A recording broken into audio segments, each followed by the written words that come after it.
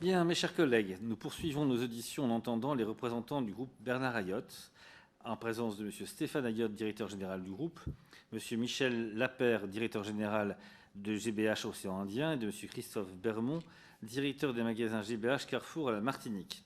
Messieurs les directeurs, je vous souhaite la bienvenue et je vous remercie de prendre le temps de répondre à notre invitation. Présent dans de nombreux territoires ultramarins, votre groupe familial emploie 15 900 collaborateurs et son chiffre d'affaires est de l'ordre de 3 milliards d'euros. Il se répartirait entre la grande distribution alimentaire ou spécialisée pour 50% de son montant, la distribution automobile 36% et les activités industrielles et diversifiées pour 9%, dont la production de rhum et de produits laitiers. Votre rachat de Vendémia, autorisé par l'autorité de la concurrence en 2020, a fait l'objet de nombreuses critiques devant notre commission d'enquête. Cette audition vous donnera l'occasion de vous en expliquer. Je vais faire un petit point, j'allais dire, de règlement de fonctionnement de notre commission, parce que, évidemment, c'est une des auditions qui peut être passionnée. Les questions qui se posent sont des questions importantes. Je rappelle donc à mes collègues et à ceux qui nous suivent que notre commission d'enquête a été créée pour faire la lumière et établir les faits concernant le coût de la vie outre-mer. Elle n'a pas vocation à instruire le procès des personnes auditionnées. En application de l'article 6 de l'ordonnance du 17 novembre 1958 relative au fonctionnement des assemblées parlementaires, la commission d'enquête a le droit de se faire communiquer tout document, sauf ceux couverts par le secret de la défense, des affaires étrangères ou de la sécurité de l'État, ou le relevant de l'autorité judiciaire. Si le secret des affaires n'est pas en soi opposable à ces travaux, elle n'a pas le droit de révéler des éléments de caractère secret ailleurs que dans son rapport. Par ailleurs, si nous interrogeons certains des acteurs économiques ultramarins les plus puissants, nous ne pourrons pas entendre tous leurs concurrents pour leur demander les mêmes informations. Aussi, notre pratique concernant les chiffres de ces entreprises sera constante. Si les auditionnés s'engagent publiquement à fournir par écrit les données chiffrées demandées par le rapporteur, nous ne demanderons pas qu'il les révèle publiquement. Bien entendu, si cet engagement n'était pas respecté, nous conserverons le droit d'aller les chercher sur pièce et sur place. Messieurs, je vais vous passer la parole pour une intervention liminaire d'environ 10 à 15 minutes qui précédera notre échange sous forme de questions-réponses, à commencer par celle de nos amis réunionnais qui, je crois, doivent partir plutôt tôt, donc Jean-Hugues Rattenon et Philippe Naillet. Ensuite, évidemment, notre rapporteur. Je vous remercie également de nous déclarer tout autre intérêt public ou privé de nature à influencer vos déclarations. Et auparavant, je vous rappelle que l'article 6 de l'ordonnance du 17 novembre 1958 relative au fonctionnement des assemblées parlementaires impose aux personnes auditionnées par une commission d'enquête de prêter serment de dire la vérité, toute la vérité, rien que la vérité. Et je vous invite, messieurs, donc, à lever la main droite et dire « je le jure ». Très bien, mais écoutez, vous avez la parole et je vous laisse la répartir comme bon vous semble.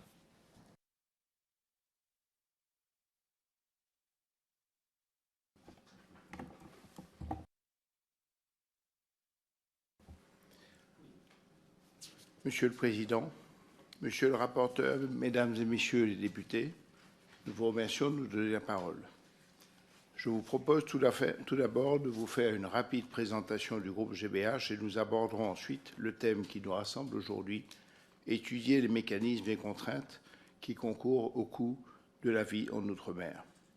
Nous tâcherons de donner notre vision des marchés et de nos économies et des pistes d'amélioration que nous pourrions collectivement mettre en œuvre.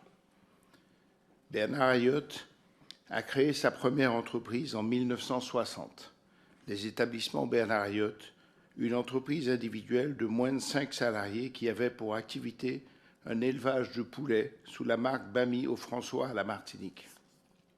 Très vite conscient qu'une entreprise doit se diversifier pour ne pas être dépendante d'un seul métier, il démarre une activité de rechappage de pneumatiques, métier nouveau pour la Martinique, mais déjà présent dans une île voisine, Trinidad, une île qui avait de l'avance dans de nombreux domaines.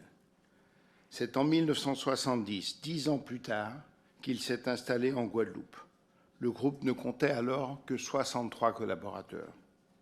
Les premiers pas en Guyane se font en 1983, soit 23 ans après la création de l'entreprise, et à l'île de la Réunion en 1984. Le groupe était alors constitué d'un ensemble d'entreprises situées principalement dans les 4 départements d'outre-mer.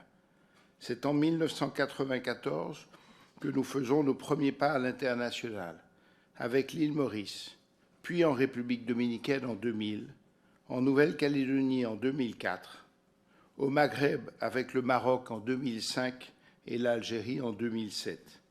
Nous nous installons en Côte d'Ivoire en 2013, à Sainte-Lucie en 2016 et enfin au Costa Rica en 2019. Nous sommes aujourd'hui présents sur 17 territoires. Notre conviction est qu'une entreprise, si elle veut traverser le temps, et quand elle est née sur des marchés limités comme ceux de l'outre-mer, doit s'installer sur plusieurs territoires. Il faut faire plusieurs fois un même métier pour bien le faire. Cela permet aux entreprises de se comparer entre elles, de trouver des pistes d'amélioration, de proposer des parcours intéressants à leurs collaborateurs et d'être de ce fait attractifs. Les principales activités de GBH, et vous les avez citées, sont la grande distribution autour de magasins alimentaires, bricolage et sport, le pôle automobile autour des métiers de l'importation et de la distribution de voitures, la location automobile, la distribution de pièces et le pneumatique. Enfin, le pôle activité industrielle avec la production de rhum à la Martinique, à Sainte-Lucie, le yaourt avec la licence Danone à l'île de la Réunion et le béton à la Martinique, à la Guadeloupe et en Nouvelle-Calédonie. Le siège de notre groupe est basé à la Martinique, sur la commune du Lamentin. Il rassemble l'ensemble des équipes fonctionnelles et informatiques du groupe, amenées à travailler sur tous les territoires où nous sommes présents. Pour aborder le sujet du coût de la vie en Outre-mer, lorsque la crise sociale éclate en 2009 dans nos régions, les distributeurs alimentaires, qui forment le dernier maillon de la chaîne, sont accusés de faire des marges et des profits excessifs. Cette conviction se nourrit d'une grande méconnaissance des contraintes économiques de nos territoires. Depuis, les choses ont beaucoup changé, en particulier la connaissance de nos marchés.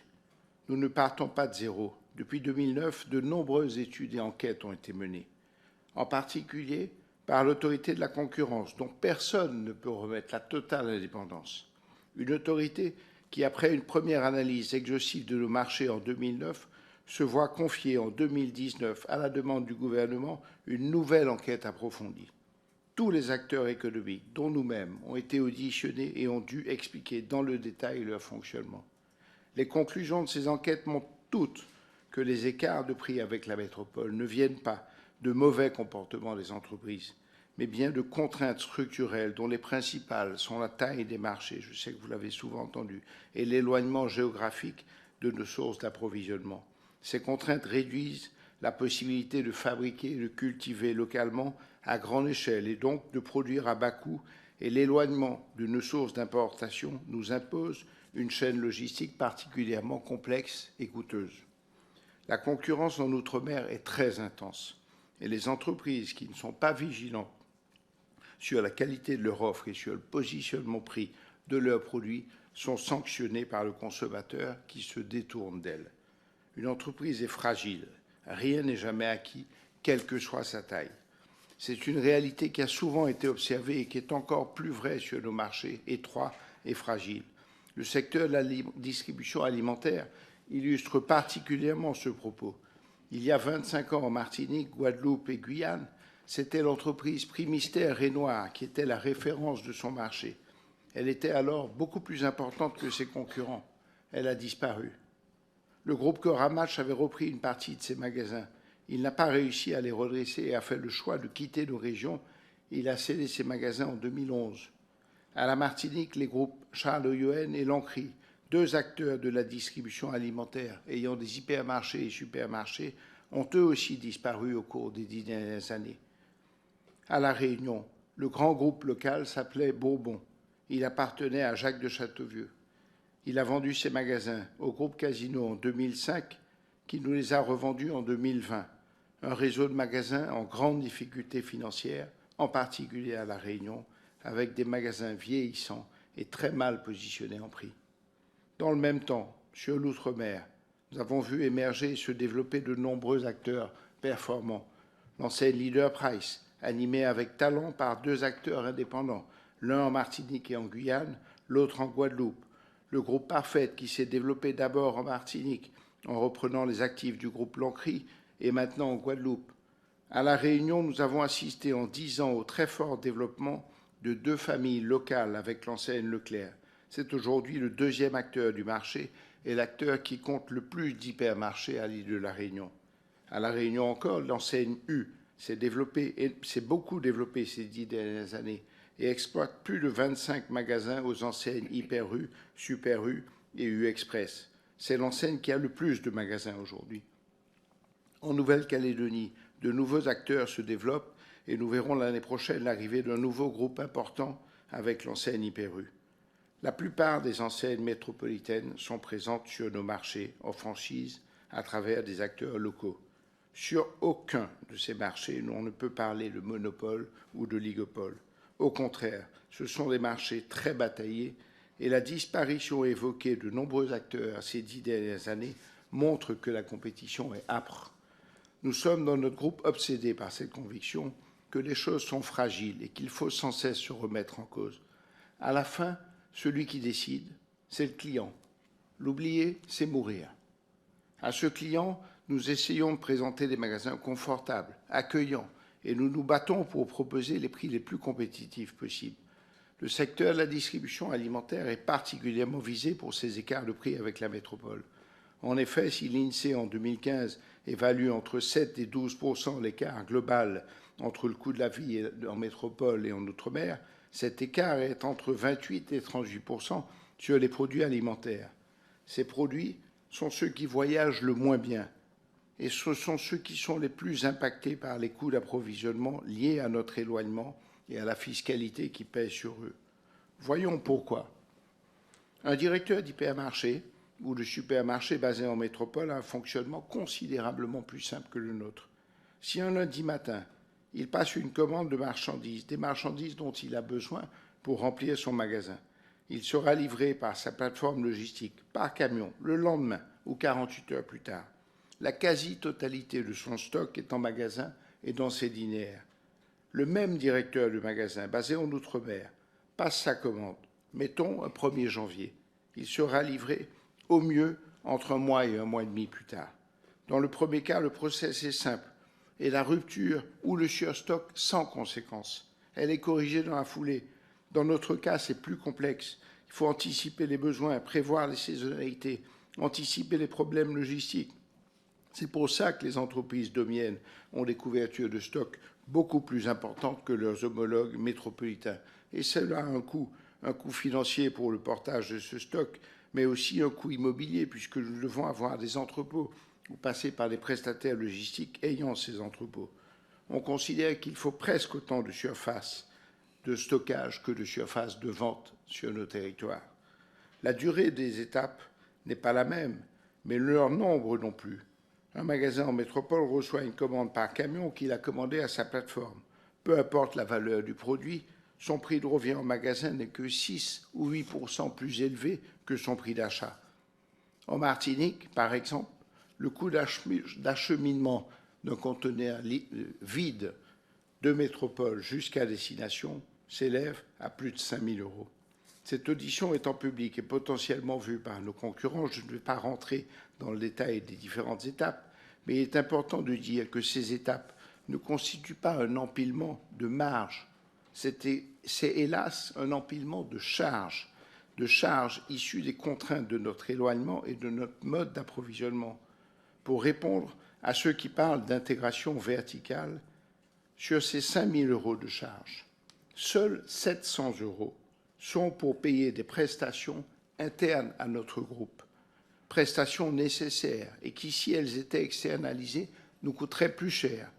Sur les 3 800 autres €, ils sont payés à des prestataires totalement indépendants, le chauffeur de camion, le transporteur maritime, des prestataires totalement extérieurs à notre groupe. Ces frais d'approche que l'on vient d'écrire sont en plus forfaitaires. Ce sont les mêmes, quelle que soit la marchandise transportée. Cette contrainte est très pénalisante pour les produits qui ont un rapport volume-valeur faible. À ces coûts s'ajouteront les taxes d'octroi de mer qui varient selon la marchandise transportée. L'octroi de mer a deux rôles très importants pour les économies, celui de protéger la production locale et celui d'aider au financement des collectivités. Ces deux objectifs sont essentiels et il faut bien évidemment maintenir un dispositif qui assure ce rôle. Mais néanmoins, il a comme effet de renchérir le prix de revient des marchandises importées Et nous le verrons lors des pistes de réflexion que nous pensons que des améliorations importantes peuvent être apportées. Dans le cas d'un conteneur de pâtes alimentaires, nous mettons 20 000 € de marchandises dans le conteneur. Il supportera les mêmes coûts de plateforme que le magasin métropolitain, les 6-8% dont je parlais tout à l'heure, auxquels s'ajoutent 5 000 € de coûts d'acheminement du conteneur. Et enfin, un octroi de mer de 9,5%.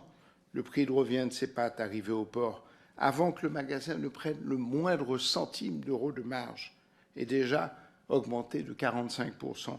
Pour le riz, toujours à la Martinique, qui supporte un octroi de mer de 22,5%, c'est plus de 50% de surcoût par rapport à son prix de départ. Quel constat pouvons-nous faire à ce stade? Il n'existe pas d'exemple dans le monde de marchés restreints, loin de leur métropole, qui ne connaissent un différentiel prix. C'est le cas sur les territoires d'outre-mer, mais c'est aussi le cas en Corse, alors que cette île n'est qu'à 160 km des côtes hexagonales, avec un surcoût des produits alimentaires de l'ordre de 10%. C'est le cas à Hawaï, État américain qui importe des États-Unis ce qu'il ne fabrique pas localement et qui accuse un différentiel de prix de l'ordre de 50% sur les produits alimentaires. C'est le cas de Porto Rico, où l'écart sur les denrées alimentaires avec la moyenne des États-Unis est de 20%. Il nous semble illusoire de penser qu'une solution globale puisse être trouvée et que ces écarts disparaissent. Seule une forme de continuité territoriale qui prendrait en charge l'ensemble des surcoûts liés à l'éloignement serait efficace. Mais cela aurait un coût très élevé et c'est un sujet très politique. Il existe en revanche, selon nous, de nombreuses pistes qui permettraient d'apporter des solutions. Permettez-moi de les aborder. Nous aimerions pouvoir vous proposer 6 solutions qui, selon nous, sont importantes. La première, les revenus.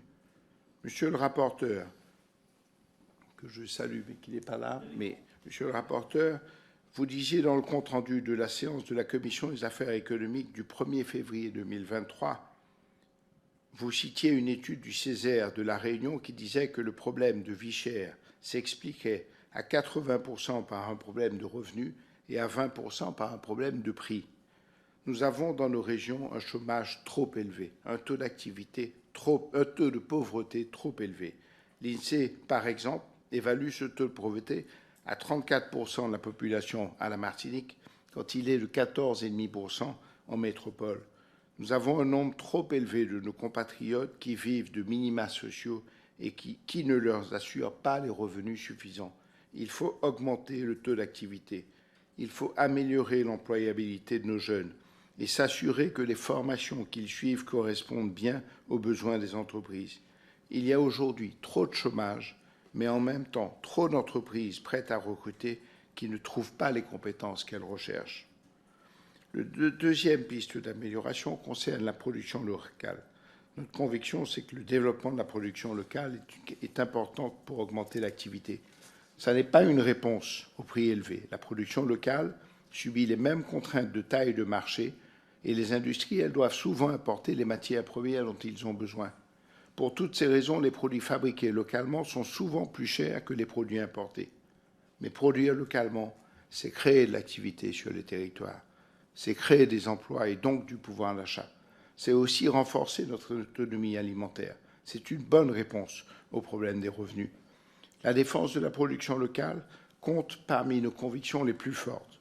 Bernard Ayotte a été président fondateur des MPI en 1971, association qui regroupe les industriels de la Martinique. Nous demandons en permanence à nos équipes en magasin de tout faire pour développer la part de marché des producteurs locaux dans nos ventes. Cela passe par une place dans les linéaires sans cesse plus grande, la réalisation de nombreuses actions commerciales fortes et ciblées sur ces produits. Les producteurs des régions où nous sommes implantés savent qu'ils peuvent compter sur nous. La troisième piste d'amélioration, ce sont les filières animales. L'organisation des filières animales à l'île de la Réunion est remarquable et les dispositifs mis en place pourraient être étendus aux autres territoires domiens. À la Réunion, les produits importés concurrents de ceux des filières sont exonérés d'octroi de mer. Cela permet de baisser le prix de revient et donc le prix de vente des produits importés. Mais cette économie en octroi de mer non payée par les importateurs est reversée sous forme de cotisations volontaires aux filières locales. Et cela leur permet aussi, à elles aussi, de baisser leur prix de revient et par ricochet le prix de vente aux consommateurs. Ce dispositif a permis aux filières à La Réunion de se restructurer, de rester compétitives par rapport aux produits importés. Les produits issus de ces filières sont vendus 40% moins cher à La Réunion qu'en Guadeloupe, par exemple. Ce dispositif ne peut être efficace s'il est étendu qu'avec des filières très structurées et bien organisées. Le quatrième point, ce sont les tarifs export. Les fournisseurs, et je sais que c'est un sujet qui a déjà été abordé, les fournisseurs et les industriels métropolitains pourraient se voir imposer des tarifs export plus bas que les tarifs métropole, au motif qu'ils n'ont pas de coût de distribution à leur charge. Les coûts de distribution, ils n'ont pas de coût de distribution à leur charge sur nos territoires, contrairement aux territoires métropolitains où ils assurent eux-mêmes la distribution de leurs produits. Cinquième point, la coopération régionale. Le schéma souhaitable d'intégration régionale serait de pouvoir avoir des flux dans les deux sens, d'exportation de nos productions locales et d'importation des produits de pays voisins. Les difficultés sont économiques. Les salaires sont beaucoup plus faibles dans les pays voisins, les normes différentes et les habitudes de consommation, par ailleurs, différentes aussi. Mais cela étant dit, c'est une piste de réflexion intéressante qui nécessite une forte implication politique. Nous souhaitons nous associer à ces réflexions et aider à lever les obstacles, au profit de nos industries et au profit de nos consommateurs. Le dernier point, et qui me semble très important, c'est la péréquation des frais d'approche et de la fiscalité. Nous travaillons depuis plusieurs mois avec les principaux acteurs de la distribution à la Martinique sur un dispositif qui prévoit la suppression du fret et de l'octroi de mer pour près de 2500 produits de première nécessité. Ces produits, souvent de faible valeur, sont ceux pour lesquels le différentiel avec la métropole est le plus important. Nous avons bien sûr ciblé des familles de produits qui ne concurrencent pas la production locale. Ce dispositif ne coûterait pas aux transporteurs maritimes ni aux collectivités. Les recettes non perçues sur l'importation de ces produits seraient répercutées sur d'autres familles de produits plus onéreux et donc mieux capables d'absorber les coûts d'approche ou les produits moins sensibles. Il faut pour cela que les compagnies maritimes acceptent de sortir du prix unique pour les conteneurs transportés et que les collectivités locales acceptent de revoir la ventilation de l'octroi de mer. Les distributeurs prendraient l'engagement de répercuter l'intégralité de ces baisses en valeur pour qu'elles bénéficient aux consommateurs. Nos simulations, c'est qu'un scénario comme celui-là, pour la Martinique par exemple encore, permettrait la baisse de plus de 20% du prix de vente aux consommateurs de près de 2500 produits de première nécessité. En conclusion, je veux juste dire que notre sentiment, c'est qu'il ne faut pas se tromper de cible. Ce n'est pas en stigmatisant les entreprises d'outre-mer que l'on réglera les problèmes de vie chère. Nos territoires ont besoin d'entreprises fortes qui investissent. C'est une chance pour nos économies d'avoir des acteurs issus de ces territoires. Nous avons vu que de nombreux groupes se sont développés ces dernières années. C'est une bonne nouvelle et cela montre que nos marchés ne sont pas figés. Nous sommes une entreprise née à la Martinique, mais nous sommes réunionnais à La Réunion, guadeloupéens en Guadeloupe, guyanais en Guyane. Nous avons pleinement conscience des devoirs qui incombent à nos entreprises et sommes très attachés à bien nous comporter sur le marché. Je vous le disais en introduction, notre groupe a eu 5 collaborateurs au début de son activité. Nous savons d'où nous venons. Vous pouvez compter sur nous pour travailler avec vous sur des pistes qui permettraient de rendre du pouvoir d'achat à ceux qui en ont plus besoin. Je vous remercie de m'avoir écouté. Sur votre voilà, merci. Je vous remercie, Monsieur le Directeur Général. Je vais passer tout de suite la parole à Jean Grattenon, ensuite à Philippe Naillet et ensuite à nos collègues réunionnais qui sont à distance. Merci, Président. Messieurs, merci de vous rendre disponibles. On a bien entendu votre discours et nous allons l'analyser. Mais permettez-moi de vous dire que j'ai un certain nombre de questions. Nous allons vous transmettre ces questions par écrite, mais je vais quand même vous poser quelques questions. Mais un point quand même, En tant que rayonnais, vous travaillez à La Réunion, mais vous n'êtes pas rayonné à La Réunion. Ceci étant dit, je voudrais vous poser quelques questions. Pouvez-vous nous dire quelles sont toutes vos activités commerciales à La Réunion? Autre question, dans la grande distribution, quel est votre rendement au mètre linéaire et avez-vous la possibilité de nous donner cette évolution sur les 10 dernières années? Si on vous donne une liste de produits, seriez-vous en capacité de nous donner la composition, la structuration des prix de l'usine jusqu'à l'étalage de vos magasins? Est-ce que vous travaillez avec les coopératives de La Réunion? Quelles sont les marges que vous faites sur ces produits des coopératives? Et puis, une dernière question, quelles sont vos relations économiques et financières avec CMA et CGM? Malheureusement, je ne pourrai pas écouter les réponses. Je laisse le soin à mes collègues. Comme vous le savez, donc, vous pourrez évidemment les consulter. Monsieur Naillet. Merci, Monsieur le Président. Messieurs, merci d'être présents ce soir. J'ai une première série de questions. Alors, je vais essayer d'aller à l'essentiel.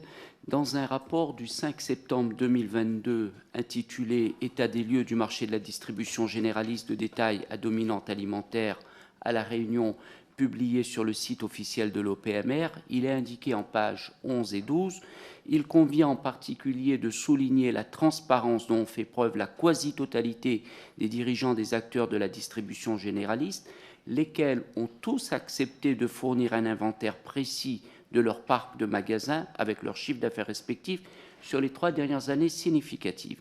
Tel n'a pas été le cas s'agissant du groupe GBH, lequel a refusé de répondre à toutes les demandes d'information relatives à son activité ou certaines spécificités de ses différentes unités opérationnelles, qu'il s'agisse du chiffre d'affaires développé sur le marché de la distribution généraliste ou de celui global du groupe à travers ses différentes filières à La Réunion.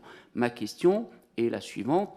Vous refusez de communiquer les résultats comptables de vos activités de distribution sur l'île de La Réunion et parallèlement, vous avez, pas vous, mais d'autres personnes ont qualifié de fantaisistes les estimations qui ont été produites. Ne pensez-vous pas qu'il est nécessaire que ces informations soient rendues publiques et dans la négative? Quelles sont les raisons qui expliquent ce refus de communication, ceci contrairement à ce qu'ont fait les autres acteurs locaux? Ensuite, je voulais le dire, comme la loi l'exige, déposez-vous les comptes annuels de vos filiales réunionnaises auprès du tribunal de commerce. Avez-vous connaissance que l'article L611-2 du Code du commerce prévoit que lorsqu'une entreprise ne dépose pas ses comptes sociaux, le président du tribunal peut, le cas échéant, sur demande du président d'un des OPMR, leur adresser une injonction de le faire à bref délai sous astreinte. Afin d'éviter une telle injonction que soit diligentée à votre encontre, ne pensez-vous pas qu'il serait préférable, voire souhaitable, de jouer la transparence sur vos activités, sachant que l'opacité entretenue sous-entend que vous avez des choses à cacher? Enfin, j'ai une dernière question. Votre position dominante sur le marché de la distribution sur l'île de La Réunion a pour conséquence un état de crainte généralisé. Ne pensez-vous pas qu'il est particulièrement détestable d'avoir à entendre ces réactions et ne serait-ce pas la démonstration évidente que vous avez dépassé toutes les limites acceptables dans vos positions sur le marché? Voilà une première série de questions. Je vous remercie de les répondre, bien sûr, avec précision. Avant de vous donner la parole, parce que je crois que Frédéric Maillot, du de la Réunion aussi, a besoin de partir assez rapidement, même s'il est à distance, donc je vais lui passer la parole. Vous aurez donc un lot de questions. Je ne sais pas si Karine Lebon souhaite s'exprimer. Oui, merci, je viens après Frédéric Maillot. D'accord, très bien. Merci d'avoir répondu présent pour ces auditions. Il y a 2 ans de cela, suite au rachat de Vendémia à La Réunion, vous avez déclaré que si l'acquisition venait à se faire, vous feriez tout pour baisser, vous vous êtes engagé à baisser les prix de 4% dans vos magasins. C'était la déclaration de M.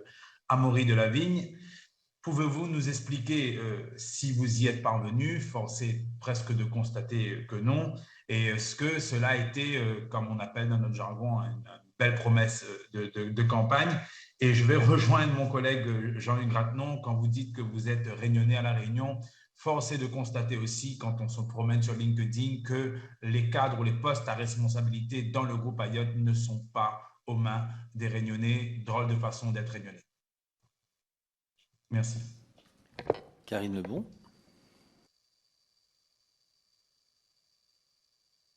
Oui, merci de me donner la parole. Et avant toute chose, vraiment, je tiens à m'excuser pour le manque de vidéos. Voilà, je voulais savoir, donc, quand on achète GBH à La Réunion, on achète, donc, ce qui concerne l'automobile, Renault, Dacia, Volkswagen, Audi, Hyundai, Honda, Jeep, Smart, Mitsubishi, Suzuki, Mercedes, en location Hertz, Jumbo Car, Clovis, Système, alors j'ai du mal à voir le Système Elise, Pneumatique et Centre Auto, Rep, Speedy, Nord Auto, concession poids lourd, Mercedes à nouveau, Renault Trucks, Iveco, DAF, Komatsu, Hyundai, pièces détachées, BPA, j'en passe, hein.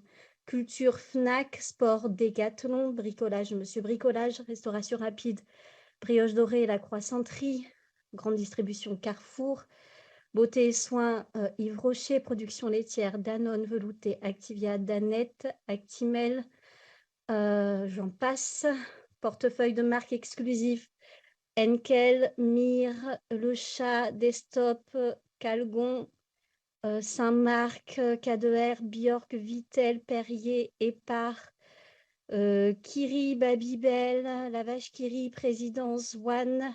Ma chère collègue, je crois que la démonstration que vous voulez faire est assez parlante et je crains que nous nous reproche de faire de la pub pour ces marques. Non, alors pas du tout.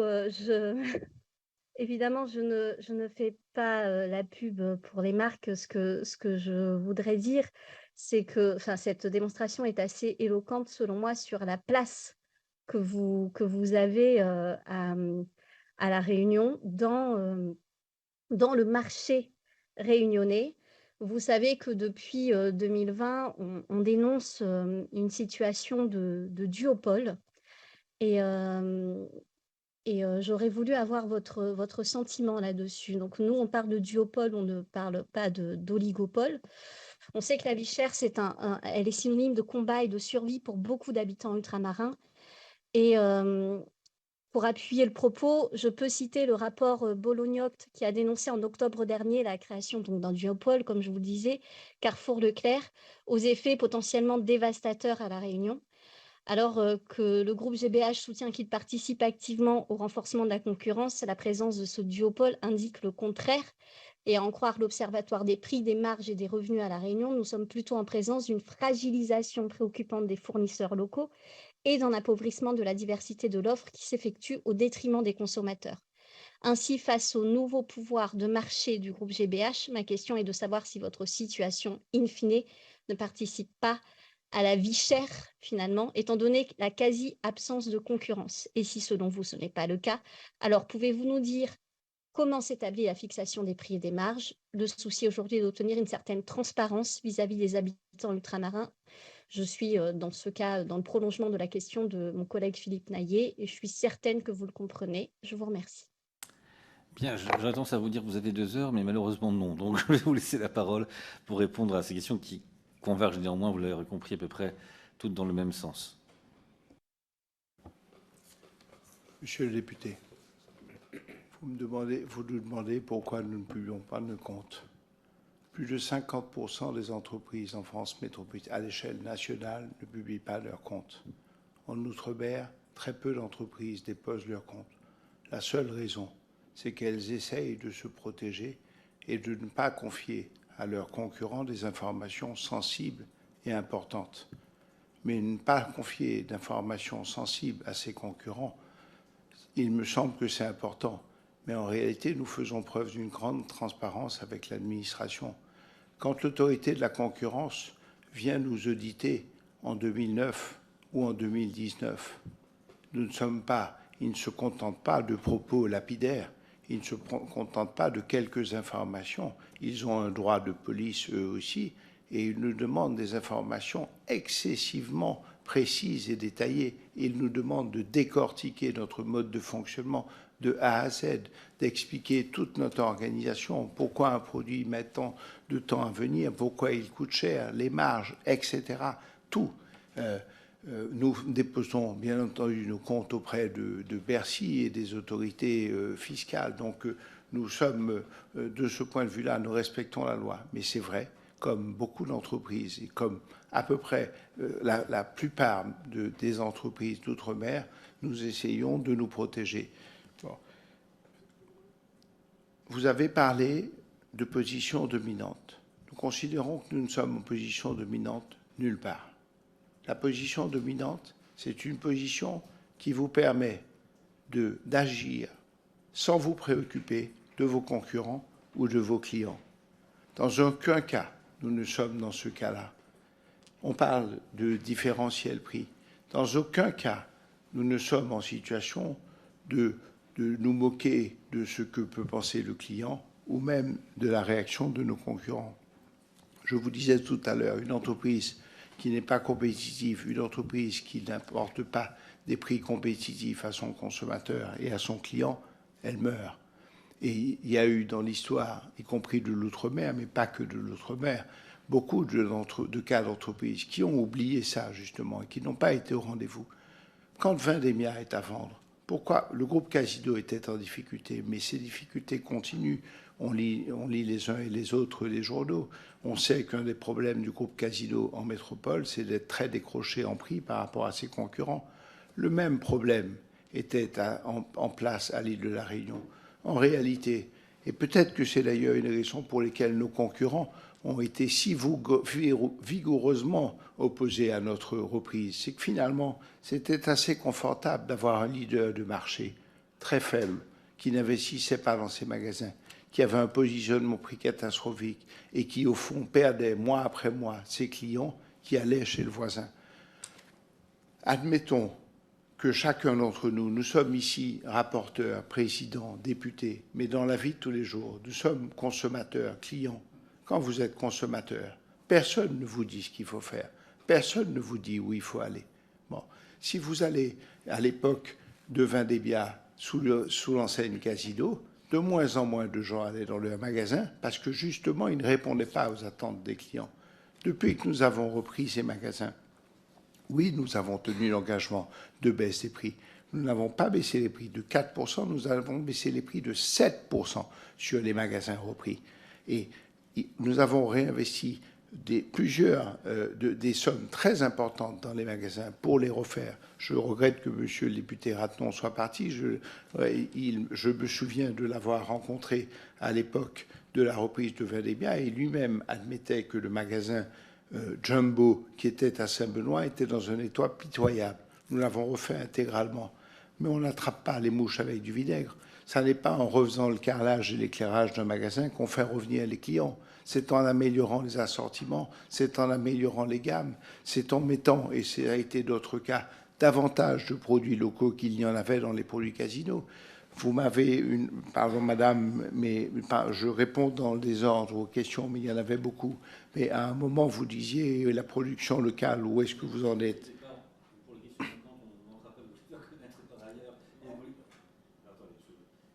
Manquante, on ne manquera pas de vous les faire connaître et de vous transmettre par écrit, donc sentez-vous libre dans l'ordre des réponses. Très bien. Sur la production locale, quand nous avons racheté Vendémia, on n'a pas racheté Vendémia, enfin, on est passé par les fourches codines de l'autorité de la concurrence. C'est un dossier qui a été analysé comme aucun dossier n'avait jamais été analysé en Outre-mer. L'autorité de la concurrence a envoyé sur la Réunion des équipes, ce qu'elle ne fait jamais. En général, elle vous convoque à Paris. Là, ils ont considéré que ça n'était pas suffisant. Ils ont répondu à la demande des hommes politiques de la Réunion.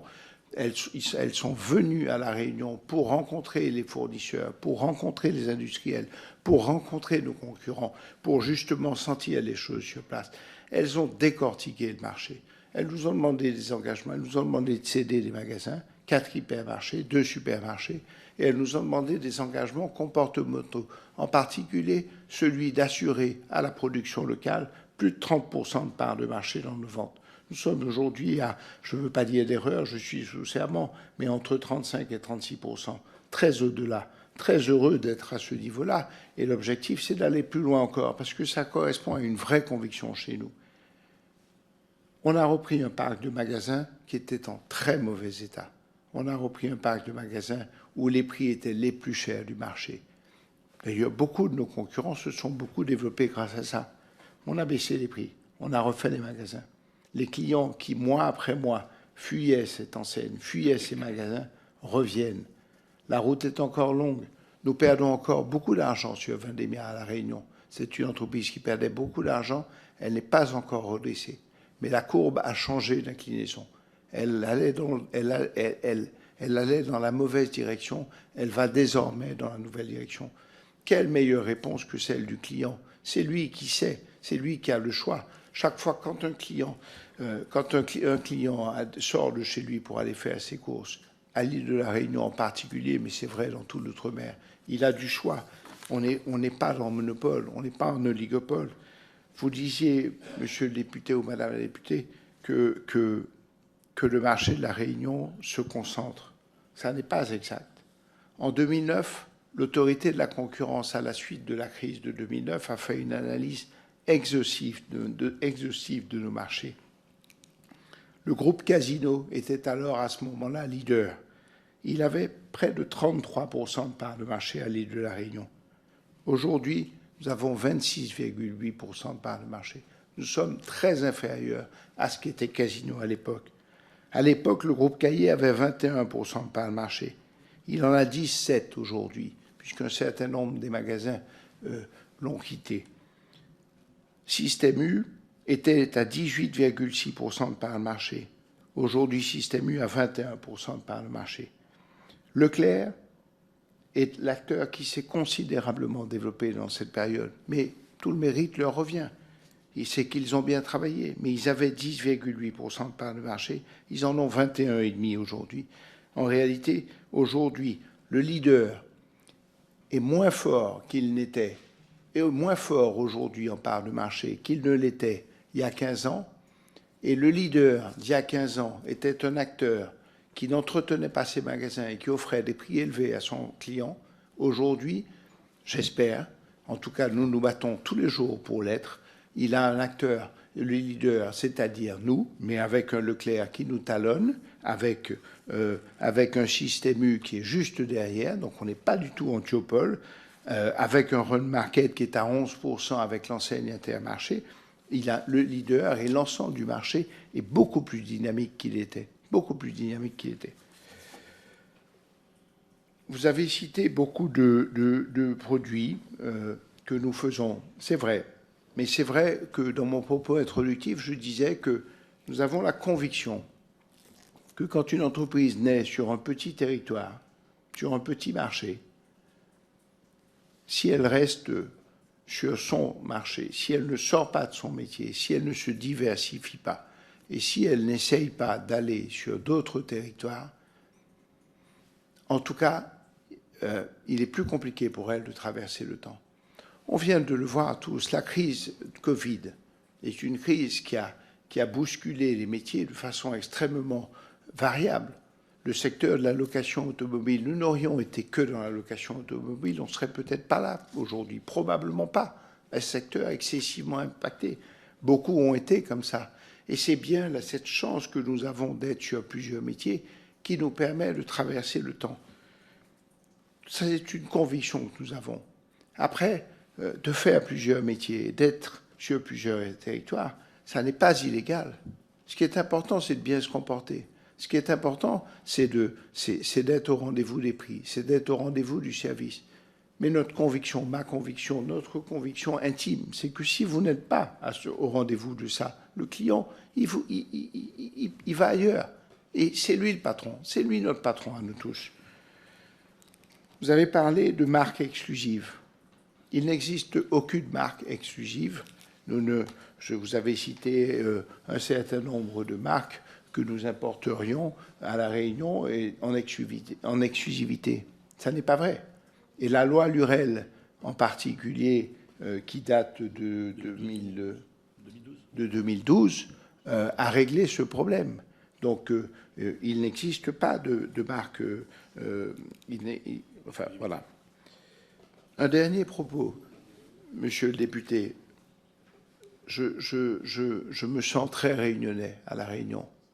J'ai commencé ma vie professionnelle à l'île de La Réunion. Ma fille est née à La Réunion, au port.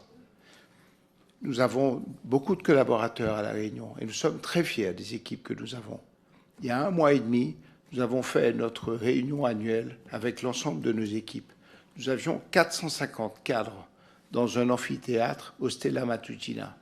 Mais vous auriez été présents, vous auriez été fiers, parce que je pense que 80% d'entre eux étaient réunionnais. En réalité, notre groupe, nous sommes convaincus qu'une entreprise, que nous devons prioritairement chercher les collaborateurs dans les territoires où nous sommes implantés. Nous multiplions en permanence les actions pour essayer de recruter, et en particulier de recruter nos ultramarins.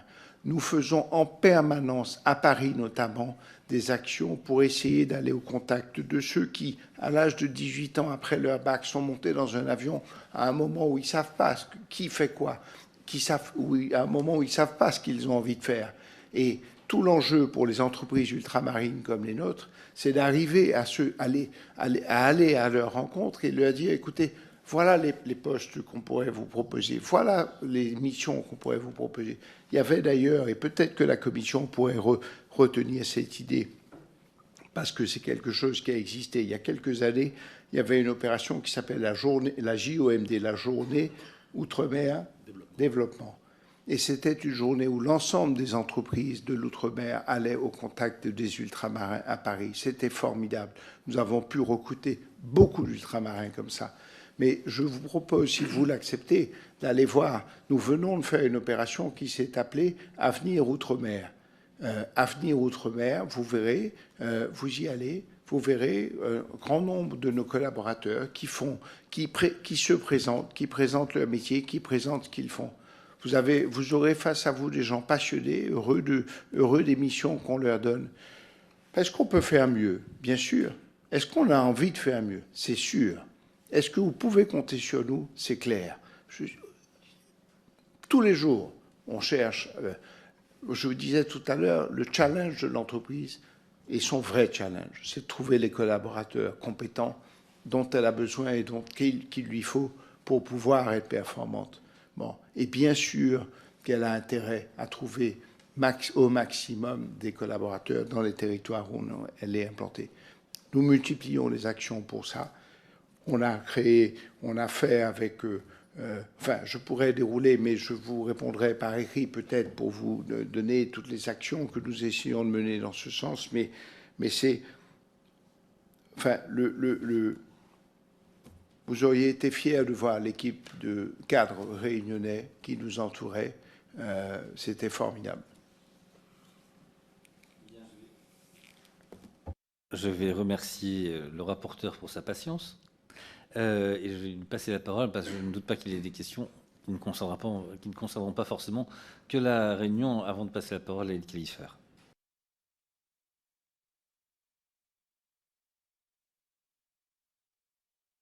Et en demandant au rapporteur de se mettre son micro. Merci.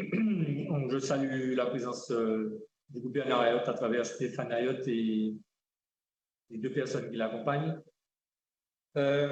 Alors, le maître mot de mon intervention, c'est la transparence. Je pense que nous reconnaissons tous l'intérêt de l'entrepreneuriat et d'avoir une économie qui soit compétitive. Mais la notion de transparence est aussi importante. Aussi de transparence et d'entrepreneuriat.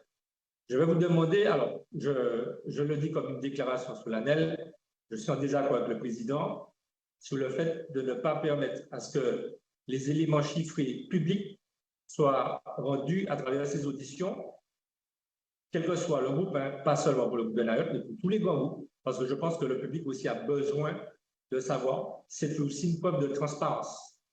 Maintenant, j'ai dit ce que j'avais à dire. Je souhaiterais que vous puissiez nous déposer les comptes au moins 2022 et 2019 consolidés de votre groupe, s'il vous plaît, puisque même si j'entends que la pratique, c'est d'aller à l'encontre de la loi, de ne pas déposer les comptes pour des raisons de confidentialité, c'est un signal de non-transparence vérifié qui n'est pas acceptable dans le cadre aujourd'hui dans lequel nous sommes. La deuxième, je souhaiterais que vous puissiez nous dire la liste de toutes les entreprises du groupe ainsi que la liste de vos fournisseurs. Je souhaiterais également que vous puissiez nous donner les 20 contrats d'achat avec lesquels vous avez le plus de marge arrière. Parce que dans le monde économique, il y a toujours des négociations commerciales. C'est normal, c'est évident. La difficulté que nous avons, c'est tracer ces marges commerciales et la répercussion, parce que comme je dis, il y a le prix d'achat, il y a le coût de revient et il y a le prix de vente. Et ce que nous avons besoin de savoir sur la question de la transparence, c'est le niveau des différentes marges. On sait très bien, maintenant, malheureusement, les différents organismes d'État, vous avez souvent parlé de l'autorité de la concurrence, mais vous savez comme moi-même que l'autorité de la concurrence dit qu'en 2019, dans son rapport, que la difficulté, c'est l'accumulation des marges. Et que donc, aujourd'hui, la multiplicité des petites entreprises de chaque grand groupe, pour lequel aujourd'hui, aucun organisme d'État n'est capable de nous fournir l'affiliation. Nous ne savons pas aujourd'hui, en termes de concentration verticale et en termes de concentration horizontale, quelle est la liste de toutes les très petites entreprises ou petites entreprises, parce que moi, les recherches que j'ai faites me montrent qu'il y a des dizaines de très petites entreprises avec très peu de salariés dont on n'arrive pas à rattacher, mais c'est un travail à faire que les organismes d'État n'ont pas fait. On est en 2023. Donc, on a des difficultés dans la réalité et l'autorité de la concurrence lui-même le reconnaît à pouvoir remonter le niveau de concentration verticale, sachant que le fait de faire des économies d'échelle, économiquement, c'est normal. L'important, c'est que cela puisse se retrouver dans les prix de vente vis-à-vis des ménages ou vis-à-vis des entreprises, ce que l'on ne voit pas. Autre élément important, dans l'évolution de ce que vous dites, vous avez beaucoup parlé de 2009, vous savez que nous avons des problématiques structurelles, ce qui fait qu'on a inventé les 40%, malheureusement que pour les fonctionnaires, mais c'était justement pour faire face au coût de la vie déjà dans les années 50. Vous savez qu'on avait un abattement fiscal de 30% pour les ménages qu'on est en train de rogner justement parce qu'il n'y avait pas le niveau de service d'État et que le coût de la vie était excessif dans nos territoires par rapport à la France hexagonale. Nous savons également qu'il y a d'autres paramètres que le problème de la formation des prix et que le niveau des prix. Vous avez évoqué le niveau des revenus. Moi, je vais plus loin, le sous-financement des collectivités et le désengagement financier de l'État dans l'évolution sur nos territoires. Donc, aujourd'hui, nous interrogeons les grands groupes, tous, pour pouvoir avoir une idée claire et transparente de la question de la formation des prix chez vous. Aussi, nous avons besoin de connaître dans la chaîne d'approvisionnement, de la grande distribution notamment, parce que je ne pense pas que vous allez pouvoir me répondre à toutes les questions là, mais l'important, c'est que vous puissiez nous fournir tous les éléments nécessaires qui nous permettraient d'avoir une analyse la plus transparente et la plus objective que possible. Dans toute la chaîne d'approvisionnement, les entreprises que vous maîtrisez et la liste de ces entreprises, de façon à ce que nous puissions savoir à travers les contrats que vous avez où se situent les marges et que vous puissiez nous les démontrer. J'insiste, c'est une question de transparence. Voilà les premières questions avant, puisque je vais vous laisser un peu de temps pour répondre quand même, puisque le temps passe, et puis le reste, si j'ai le temps, je reviens vers vous. Je pense en effet vous pouvez avoir un peu de temps pour répondre et après je passerai la parole à Élie Califfer.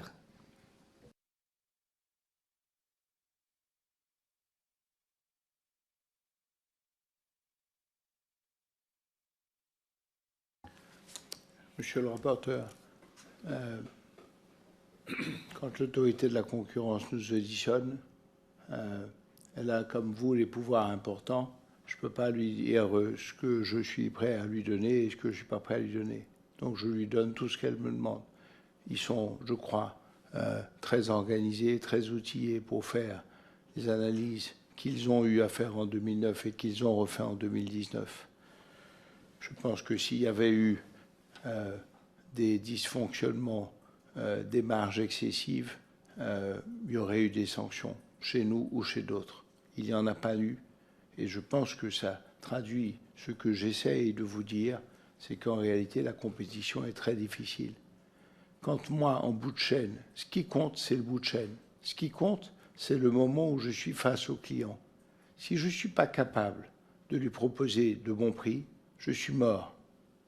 Mon magasin, il ferme à la fin, parce que le consommateur que vous êtes, vous ne viendrez pas, vous irez ailleurs. Bon, globalement, tout le monde achète à peu près au même prix. Je ne me fais pas d'illusions. Nous achetons auprès de Carrefour, mais qui achètent probablement peu ou prou au même prix que Leclerc, qui achète au même prix qu'Intermarché, etc. Je ne crois pas qu'il y ait de grosses différences. Si je m'amusais à prendre des marges à plusieurs niveaux, comment voulez-vous qu'à la fin je sois compétitif? Comment voulez-vous que je sois en mesure de proposer un prix compétitif à mon client si j'ai pris des marges à tous les étages? Ou alors ça veut dire que chaque distributeur le fait. Mais si on parle du principe que celui qui gagne la bataille du prix a gagné la bataille tout court, il y en a probablement un, on en aurait trouvé un en Outre-mer quelque part, qui se dirait « j'ai la bonne idée, je ne vais pas faire comme les autres, je ne vais pas prendre des marges à tous les niveaux, et je vais proposer des prix à mon consommateur beaucoup plus bas, et tous les clients viendront chez moi ». Ce n'est pas ce qui se passe. En réalité, c'est ce que je vous ai dit tout à l'heure, faire venir un conteneur vide de métropole jusqu'à nos territoires coûte plus de 5 000 €. Sur ces 5 000 €, il y a 700 € au départ en métropole qui sont payés à des filiales de notre groupe pour faire de l'empotage du conteneur, c'est-à-dire pour payer la main-d'œuvre qui charge le conteneur et qui le consolide, et pour faire le commissionnement en douane, c'est-à-dire le transit. Tout le reste est payé. Le chauffeur de camion qui emmène le conteneur à l'entrepôt ou au port, c'est une charge. Lui fait peut-être une petite marge, je lui souhaite, pour gagner sa vie, mais pour moi, c'est une charge. Et je ne peux pas l'éviter. La charge qui consiste, l'entrepôt de Carrefour qui va me livrer cette marchandise et me la confier, mais qu'il a stockée parce que cette plateforme l'a reçue du fabricant, elle me fait payer une charge, elle me fait payer 6 à 8% de taux d'intervention. Pour moi, c'est une charge. Lui, ça lui couvre ses frais, peut-être plus quelque chose, encore que non. Les plateformes logistiques ne sont pas là pour faire des profits. Ce sont des moyens pour amener les produits au prix les plus bas à destination, pas pour faire des profits. Donc Carrefour va prendre sa prestation, mon transporteur va prendre sa prestation, le port qui va prendre le conteneur pour le mettre sur le bateau, c'est une charge. Le bateau, le fret, c'est une charge. À l'arrivée, celui qui va décharger le conteneur du bateau, c'est une charge. Il n'y a aucune marge. Nous n'avons aucun rapport avec aucun de ces intermédiaires. Nous avons deux intermédiaires au départ, celui de notre groupe, celui qui assemble le conteneur et celui qui fait le commissionnaire en douane. Mais si je décidais à la rigueur que c'était trop, qu'il fallait qu'il n'y ait aucun acteur du groupe, mais je serais obligé de les remplacer. Ça veut dire qu'à ce moment-là, je passe par un prestataire logistique qui va me facturer le même coût pour cette prestation. Et le dédouanement que nous faisons en interne au départ, en réalité, cette société qui fait ce dédouanement a 30% de clients extérieurs. Pensez bien que ces clients extérieurs, elle ne les a que parce qu'elle est compétitive, que parce qu'elle est aussi bien placée que le Bolloré ou que tous ses concurrents potentiels. Le vrai sujet, c'est qu'on est loin de nos sources d'approvisionnement. Le vrai sujet, c'est que faire venir un conteneur vide, ça coûte 5 000 euros. Et donc, ça coûte une fortune. Parce que, malheureusement, il y a plein de petites étapes qui vont du chauffeur de camion etc. Bon, à la fin, ça fait des sommes très importantes. Mais c'est pour ça que... Et le problème, c'est que, à la rigueur, sur l'écran de télévision... je sais que François Despointes a fait cette démonstration très bien. Il montrait que dans un conteneur de produits IFI ou de produits à très forte valeur dans lequel on peut arriver à mettre 500 000 euros de marchandises, l'impact du fret ou de toutes ces petites charges, parce que le transporteur, il prend le même prix pour transporter le camion, quelle que soit transporter le conteneur, quelle que soit la valeur qui est dans le conteneur. Donc, pour le conteneur dans lequel on a mis énormément de marchandises, ça ne coûte pas beaucoup. Mais pour le conteneur de pâtes ou le conteneur de riz, les impacts sont considérables. Et c'est là où nous pensons réellement que collectivement, je crois, la solution globale, je ne la crois pas. Vous avez raison, nous serons transparents avec vous. Vous nous demanderez un certain nombre d'informations et vous les aurez. Vous avez le pouvoir pour les avoir et nous serons transparents avec vous. Mais vous verrez donc que ça n'est pas un problème de marge. Et c'est là où je crois que collectivement, il faut qu'on réfléchisse ensemble. La proposition dont je parlais de la péréquation du fret et de l'octroi de mer est quelque chose de très sérieux, de très important. Bien sûr qu'il ne faut pas déstabiliser la production locale. Et nous sommes trop attachés à la production locale pour imaginer une solution qui la déstabiliserait. Mais on a identifié, Christophe Bermond pourra en parler, il a travaillé avec énormément sur ce sujet. On a identifié plus de 2500 produits de première nécessité qui ne concurrencent pas la production locale. On enlève le fret et l'octroi de mer sur ces produits, on baisse de 20% leur prix de vente aux consommateurs. C'est considérable, considérable.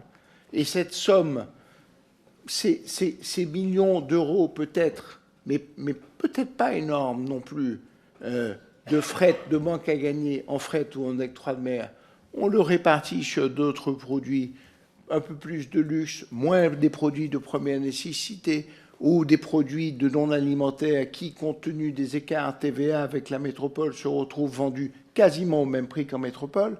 Et je pense que là, on a fait une action très intelligente. En tout cas, c'est notre sentiment et on aimerait éventuellement avancer sur ce sujet avec vous.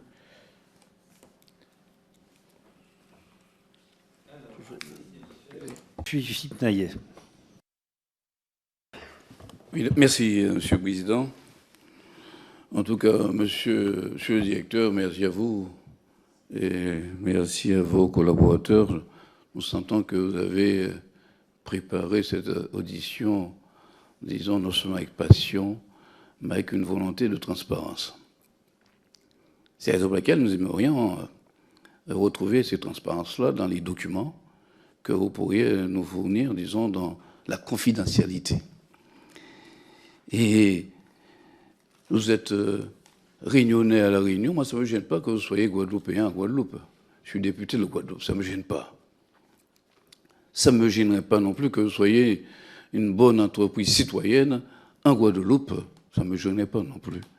Et bonne entreprise citoyenne, j'aimerais vous demander quel effort faites-vous dans l'emploi des cadres guadeloupéens sur le sol guadeloupéen, dans vos différentes entreprises. Et en même temps, vous pouvez dire aux Guadeloupéens que je suis, dans quelle est la part, quelles sont vos parts de marché en Guadeloupe, dans l'alimentation, quelles sont vos parts de marché aussi en Guadeloupe, dans l'automobile. Et ça ne me gêne pas non plus que vous ayez bâti ce qu'on appelle un empire. C'est dit qu'on dit ça, ça peut vous gêner, mais l'empire Bernard Ayotte. Et nous avons auditionné il y a quelques temps ou quelques heures, je ne sais pas quand, disons, quelqu'un qui a eu de grandes responsabilités et qui parlait de puissance économique. Et comme quoi, quand on discute avec vous et qu'on veut peut-être voir avec vous comment améliorer les choses, cela peut être un peu difficile. Mais le moment est peut-être venu au cours de cette commission-là, et suite à cette commission-là, qu'il y ait quelques efforts à faire pour permettre à nos territoires aussi de s'en sortir. Le groupe s'en sort, les groupes s'en sortent. Mais permettez aussi aux consommateurs même de ces territoires-là de pouvoir s'en sortir. Vous nous avez donné 6 pistes, oui, mais là-dedans, ce sont les autres qui auraient à faire des efforts. Sauf, et c'est bien, vous êtes prêts à travailler avec nous, avec les responsables, afin d'aboutir, disons, à quelque chose qui permettrait d'abaisser les prix, car l'essentiel pour nous, c'est non seulement de faire descendre les prix, et aussi d'assurer, de lever l'hypothèque mortifère, disons, de la précarité sur nos territoires. Dans la mesure où on ne peut pas compter sur, disons, la hausse des salaires de l'État et autres. Ça va être compliqué, même chez vous. Si on vous demande d'augmenter les salaires, ça va être un peu compliqué. Et j'aimerais aussi que vous me donniez quand même, monsieur le rapporteur l'a posé à l'instant, sur un produit, à la limite, des pâtes alimentaires. Voilà. Et ça sort de là. Quel est l'intermédiaire qui est là? Est-ce que vous êtes actionnaire de cet intermédiaire-là? Ça fait tant, jusqu'à l'arrivée, jusqu'au distributeur. Et assez souvent, vous êtes dans la distribution. Et la même chose pour les voitures. Au moins pour une marque de voiture. Parce que là aussi, pour les voitures, pas seulement de vos marques, hein, c'est un vrai scandale.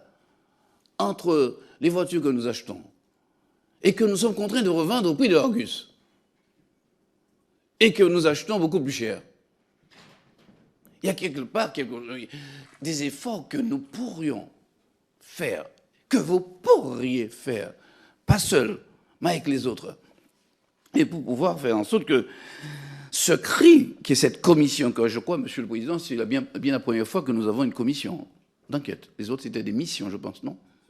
La vie chère. Celle-là doit aboutir quand même. Parce que là-dedans, si il y a, c'est pour ça que j'ai parlé de citoyenneté, à faire en sorte que ces territoires-là d'outre-mer, quand même, trouvent un peu d'apaisement. Et que, citoyens que nous sommes, nous devions contribuer, autant que faire se peut, par une participation forte, intelligente, solidaire, pour permettre à nos territoires de pouvoir regarder l'avenir en face. Et le reste, les autres questions avaient été posées par monsieur le rapporteur. Voilà, vous n'êtes pas en position dominante, vous le dites, vous n'êtes pas en oligopole, vous n'êtes pas en monopole, vous n'êtes pas en duopole, mais vous êtes présent, un acteur important, un acteur qui a des portes bien ouvertes partout où cela peut se faire, un acteur qui peut aussi ouvrir les portes pour faire baisser les prix sur les territoires. Merci à vous.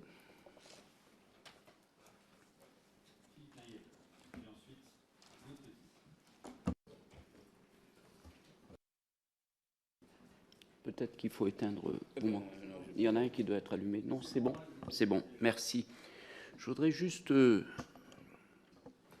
si vous me permettez, j'ai 3 questions rapides. La première, je reviens un peu sur la position dominante. Je voudrais avoir une précision pour que je comprenne bien. Et je reviens au rapport du 5 septembre 2022.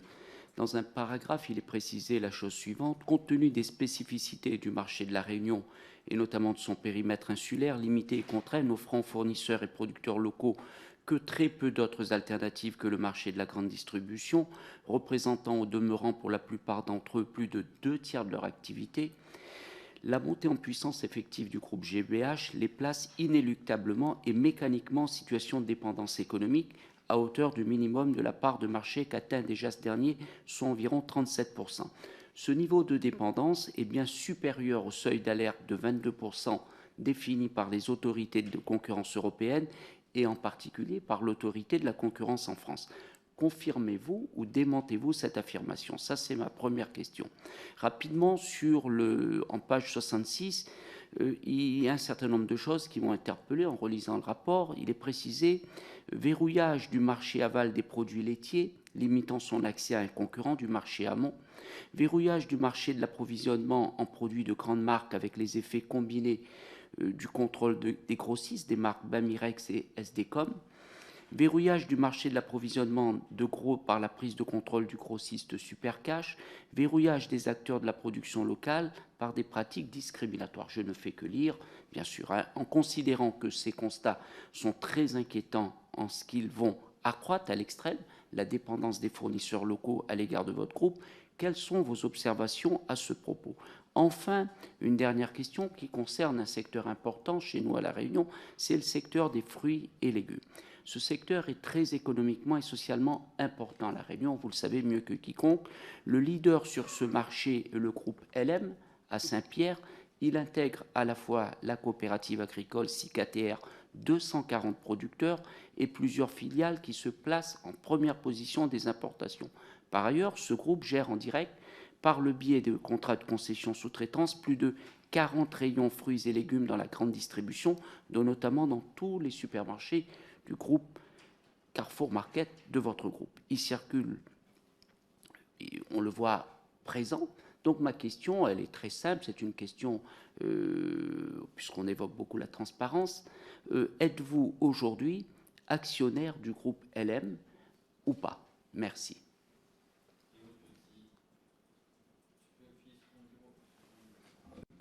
Maud Petit. Merci, Président, mais je pense que je vais laisser répondre déjà parce que ça fait une quantité de questions importantes. Je ne sais pas si c'est possible de laisser répondre et d'intervenir après.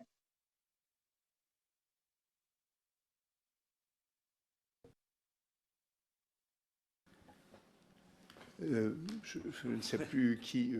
Oui, monsieur le député, est-ce que on va commencer à essayer de répondre à une partie de vos questions et en tout cas, j'ai compris que si on en oubliait, en tout cas, vous nous complétez. Voilà. Donc, peut-être que Christophe peut vous expliquer. Vous parliez du paquet de pâtes alimentaires, vous vouliez comprendre. Nous sommes en train de voir, parce que bon, vous avez compris que nous avons l'impression que les marges intervenaient, disons, à forte valeur sur les prix. Et si nous pouvions avoir, disons, un exemple, ça peut être des pâtes, ça peut être autre chose, voilà, vous achetez ça au niveau national ou à l'étranger, comme 2 centimes peut-être, et quels sont les intermédiaires qui feraient que nous acheterions cela à 1,60 € ou un peu moins, je ne sais pas, c'est ma femme qui fait les courses. Globalement, j'ai essayé.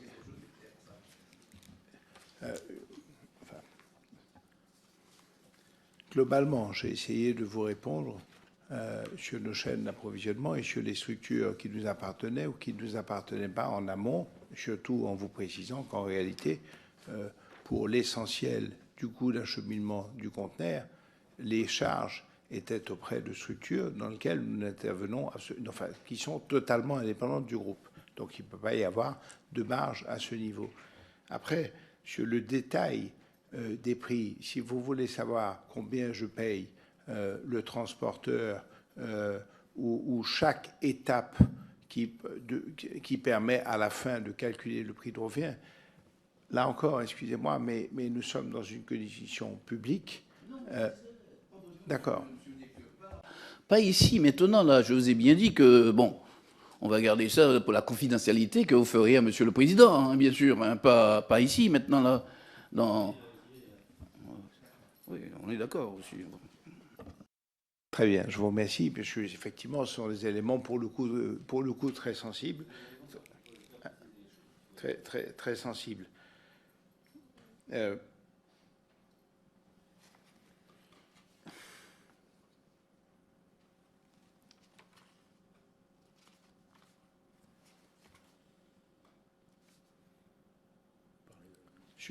Sur La Réunion, vous avez parlé de dépendance de fournisseurs. Quand l'autorité de la concurrence nous a donné son autorisation pour Vendémia, il y avait des engagements structurels et des engagements comportementaux. Structurels, c'était la cession des 4 hypermarchés et des 2 supermarchés. Comportementaux, c'était en réalité l'autorité a demandé, nous a imposé, mais c'est très bien, un auditeur, j'ai plus le nom technique, mais je le retrouvais, extérieur, totalement indépendant, qui tous les ans, pendant 5 ans, vient vérifier la façon dont nous nous comportons, vient vérifier fournisseur par fournisseur si nous augmentons ou pas notre poids chez lui, si nous créons de l'indépendance. En gros, si nous nous comportons bien et si nous respectons les engagements que nous avions pris. Jusqu'ici, les rapports que nous avons sont très bons, dans le sens où il dit le groupe respecte les engagements qu'il avait dit qu'il prendrait et qu'il devait respecter. Donc, les propos qui peuvent être tenus sont pas des propos que nous considérons comme exacts. Et là encore, enfin, l'inspecteur, enfin c'est pas un inspecteur, mais l'auditeur externe et indépendant, c'est pas nous qui l'avons choisi. Il a été choisi par l'autorité de la concurrence. Il vient nous auditer, il va voir nos fournisseurs, il va voir l'ADIR à la réunion, il va les interroger, et à la fin, les rapports sont bons.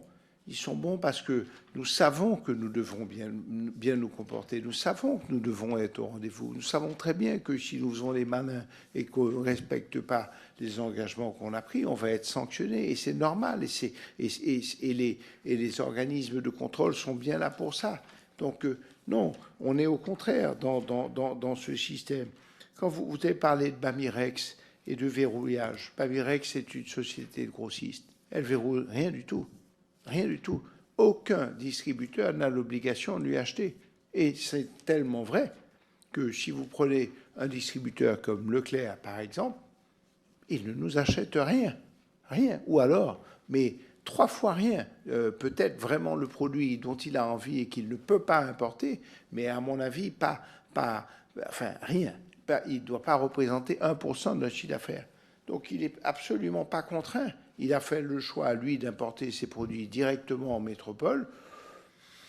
Est-ce qu'il le fait parce qu'il considère qu'économiquement, c'est la bonne idée, ou est-ce qu'il le fait parce qu'il n'a pas envie de nous acheter? J'en sais rien. Mais à la fin, le fait est qu'il n'y a pas d'exclusivité, qu'il n'y a pas de verrouillage.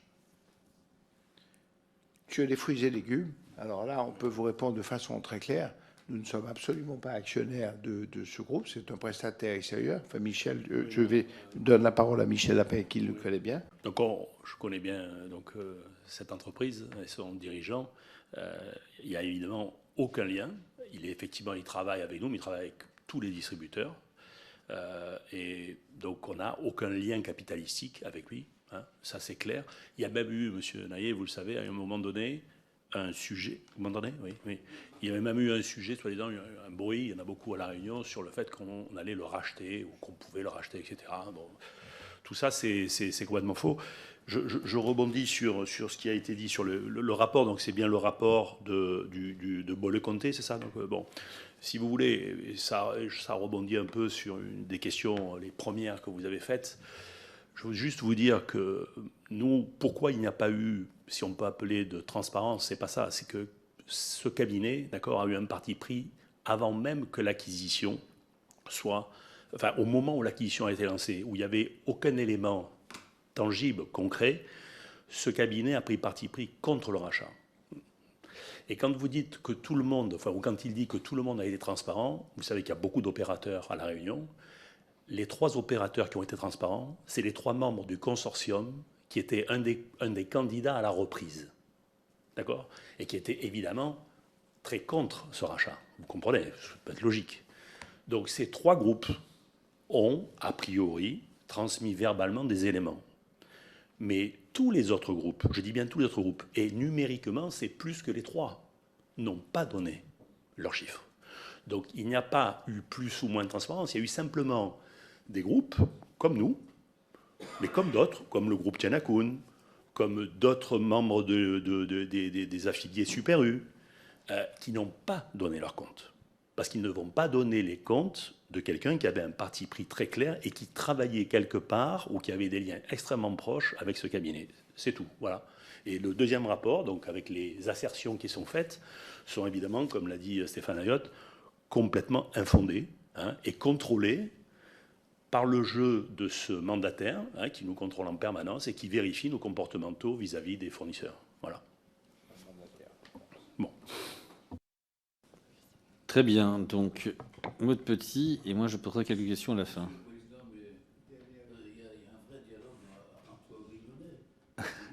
Et entre Guadeloupéens, quand même, on peut avoir une réponse sur les cadres, la part des cadres Guadeloupéens, pas ceux qui habitent la Guadeloupe, qui est Guadeloupéens dans votre staff, le staff, pas tellement derrière les caisses quand même, mais dans le staff même. Quelle est la part et quelle est votre part de marché en Guadeloupe sur l'alimentation et dans les... Bon, on peut avoir ça après, si pas... Je vais reprendre, collègue, je vais reprendre. Vas-y, Merci, Maud. Monsieur le Président. Merci, Monsieur le Président. Et merci, messieurs, Monsieur Stéphane Ayotte, pour vos propos liminaires et les explications que vous nous avez données. Je ne serai pas forcément très longue, mais j'ai quelques interrogations, bien évidemment, auxquelles je souhaite que vous puissiez répondre dans l'immédiat. La première de mes questions est de savoir si vous pouvez nous communiquer la part que vous totalisez dans les dépenses de consommation des ménages en Outre-mer. Il se disait, par exemple, que vous représentiez à peu près 43% des dépenses de consommation des ménages à La Réunion. Donc, je voudrais savoir si vous avez ces informations pour l'ensemble des territoires, par exemple, sur lesquels vous êtes positionné. Ça, c'est la première question. Je voudrais savoir, moi aussi, mais non pas seulement pour la Guadeloupe, j'aimerais savoir quelle est votre part de marché sur chacun de ces territoires, aussi où vous êtes présent, bien évidemment pour tout ce qui concerne l'alimentaire, ce qui concerne l'automobile et votre part grossiste aussi, s'il vous plaît. J'ai une troisième question. Quelle est la part de producteurs locaux dans la représentation de vos enseignes? C'est-à-dire à quel point est-ce qu'on peut retrouver des petits producteurs de bananes, de cultures vivrières, par exemple, dans vos enseignes? On a été amené à en auditionner certains lors de notre déplacement en Martinique. C'était il y a une dizaine de jours. Certains d'entre eux nous faisaient part des difficultés qu'ils avaient puisque leurs produits, parfois, leur semblaient être mis de côté pour donner une préférence, par exemple, si je reprends encore l'exemple de la banane, à la banane de Saint-Domingue. Donc, comment pouvez-vous faire en sorte que les petits producteurs locaux soient aussi attractifs, sinon plus attractifs, dans vos enseignes que les produits importés? Et enfin, je crois que vous revendez aussi aux petits commerçants des produits. D'après les informations que j'ai, mais peut-être qu'il faudrait que vous les corrigiez si elles ne sont pas fiables, les prix qui leur seraient faits seraient 5 à 25% plus chers que le prix de vente des produits, des mêmes produits, dans vos supermarchés. Est-ce que vous pouvez me confirmer ces dernières informations? Et toutes ces questions, finalement, pour vous demander comment vous, à votre niveau, vous pouvez nous aider à faire en sorte à ce que les prix soient moins élevés pour la population ultramarine. Vous savez que souvent, les ressentis sont très importants. Vous nous avez expliqué que vous ne faites pas forcément de marge très élevée. On peut l'entendre, on peut le comprendre. Mais toujours est-il que dans le ressenti de la population et des consommateurs, les prix sont chers et c'est en grande partie du fait des distributeurs. D'où mes questions. Je vous remercie, monsieur.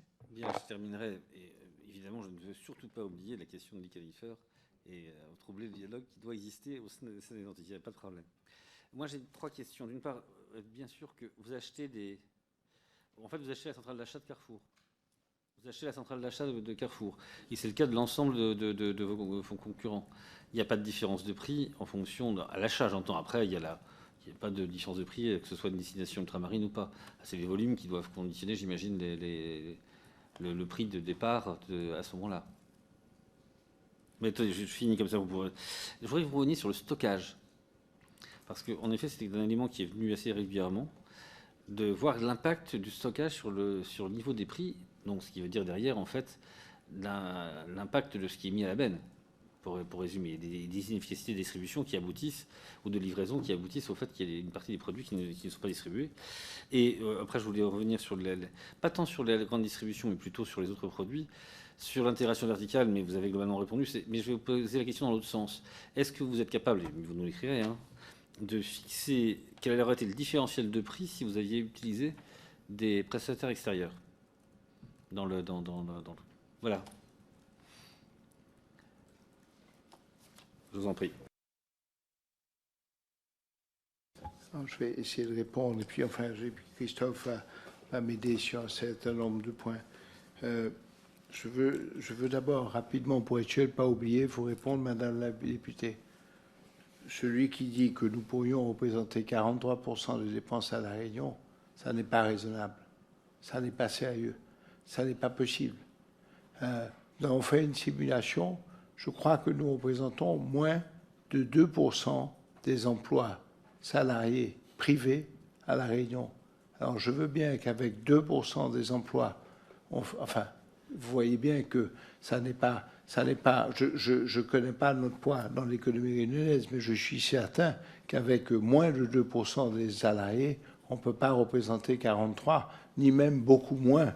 En réalité, les proportions sont beaucoup plus faibles et c'est normal. Il y a des quantités de secteurs dans lesquels nous ne sommes pas et des secteurs très importants qui représentent une part de la dépense du consommateur très importante. Monsieur le député, sur la Guadeloupe, vous m'avez demandé tout à l'heure les parts de marché. Dans la distribution, en 2009, l'autorité de la concurrence donnait les parts de marché suivantes. Le premier groupe en Guadeloupe, et vous l'avez bien connu, c'était le groupe Cora, qui avait racheté les magasins de Prix Mystère et Noir à l'époque. Il avait 39,4% de part de marché. Le leader, aujourd'hui, a 18,9% de part de marché. Le deuxième acteur avait 21,1%. Le deuxième a 19%. Le troisième groupe, en 2009, c'était nous. Nous avions 14,4% de part de marché. Nous sommes aujourd'hui quatrième, c'est-à-dire que nous avons perdu une place en Guadeloupe et nous avons 12,6% de part de marché. En réalité, c'est assez logique, un hypermarché et 2 supermarchés pour l'ensemble du marché guadeloupéen. Mais la réalité, c'est quoi? C'est qu'il y avait, en 2009, un acteur qui avait 40% de part de marché et aujourd'hui, vous avez un acteur à 19, un deuxième à 19, un troisième à 19, un quatrième à 13, un cinquième qui n'était pas présent et qui est un nouvel acteur, qui est le groupe Parfait à 9%. Le marché s'est considérablement déconcentré. Et c'est très important. J'ai beaucoup entendu que, au fond, la Commission, et notamment dans ses échanges avec l'autorité de la concurrence ou avec la DGCCRF, disait « mais on ne comprend pas ». Les marchés, vous dites que l'outre-mer, c'est important et que vous vous y attachez et que vous enquêtez et que vous surveillez et ça ne cesse de se concentrer. Mais ce n'est pas vrai. Les marchés se déconcentrent. Ce que j'ai dit pour la Guadeloupe est vrai pour la Réunion. La Réunion, Casino avait 34% de part de marché. Nous sommes aujourd'hui leaders à la Réunion. On a remplacé Casino, mais on a 26,8% de part de marché.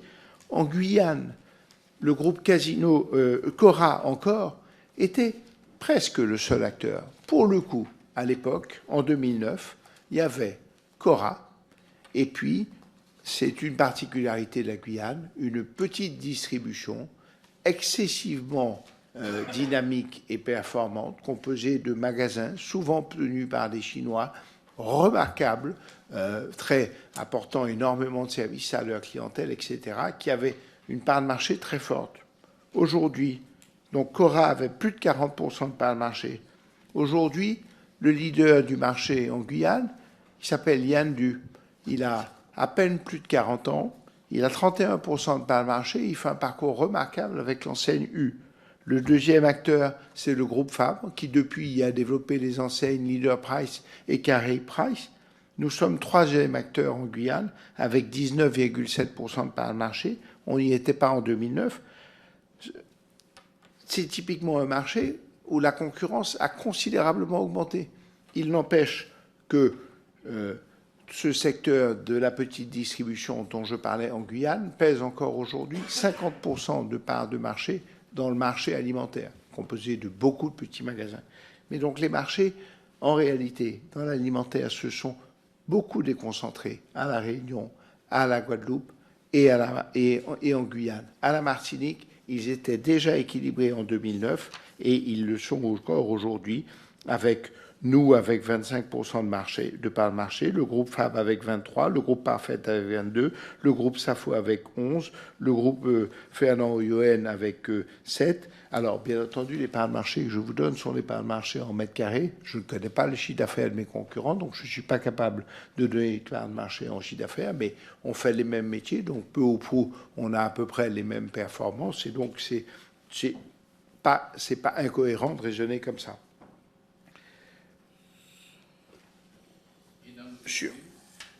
Dans l'automobile.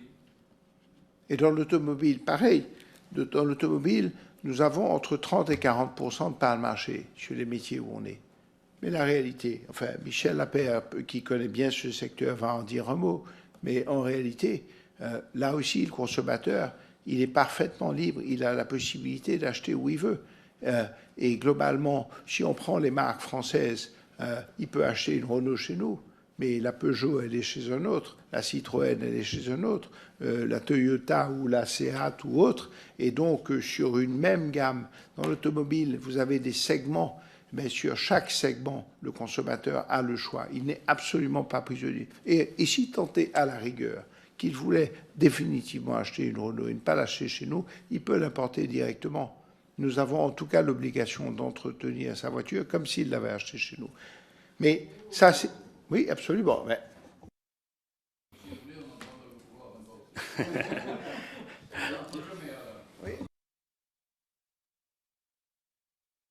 Oui, monsieur le député, donc simplement sur la partie automobile, donc on est sur des marchés, comme vient de le dire Stéphane, qui sont de toute manière assez proches de ce qui se passe en métropole. C'est-à-dire que l'organisation de la distribution automobile se fait avec du multimarquisme, mais que ce soit dans l'Aveyron, en Bretagne, ou à la Martinique ou en Guadeloupe. Donc on a des parts de marché qui sont fluctuantes en fonction des performances des marques aussi, c'est très important. Mais il y a un point important, puisque l'INSEE qui fait des études de prix, et de la même manière que l'INSEE, avec l'étude de prix Fischer, positionne les produits alimentaires à plus 33, d'accord, en Guadeloupe, eh bien, le poste transport est à plus 1,3. Plus 1,3. C'est-à-dire que alors, le poste transport, c'est beaucoup de choses. Mais c'est entre autres l'automobile, d'accord ? L'utilisation de l'automobile, les assurances et aussi les services. Et dans les services, il y a les transports en commun. Et c'est un vrai sujet outre-mer, c'est un sujet très intéressant parce que c'est un poste, finalement, comme les transports en commun sont peu développés, on a évidemment une utilisation du véhicule qui est très importante outre-mer. Elle est 40% supérieure à la métropole. On fait 16 000 km en moyenne dans l'outre-mer, avec sa voiture, contre 12 000 en métropole. Et on le fait pourquoi ? Parce qu'il y a un déficit, entre autres, de transport en commun.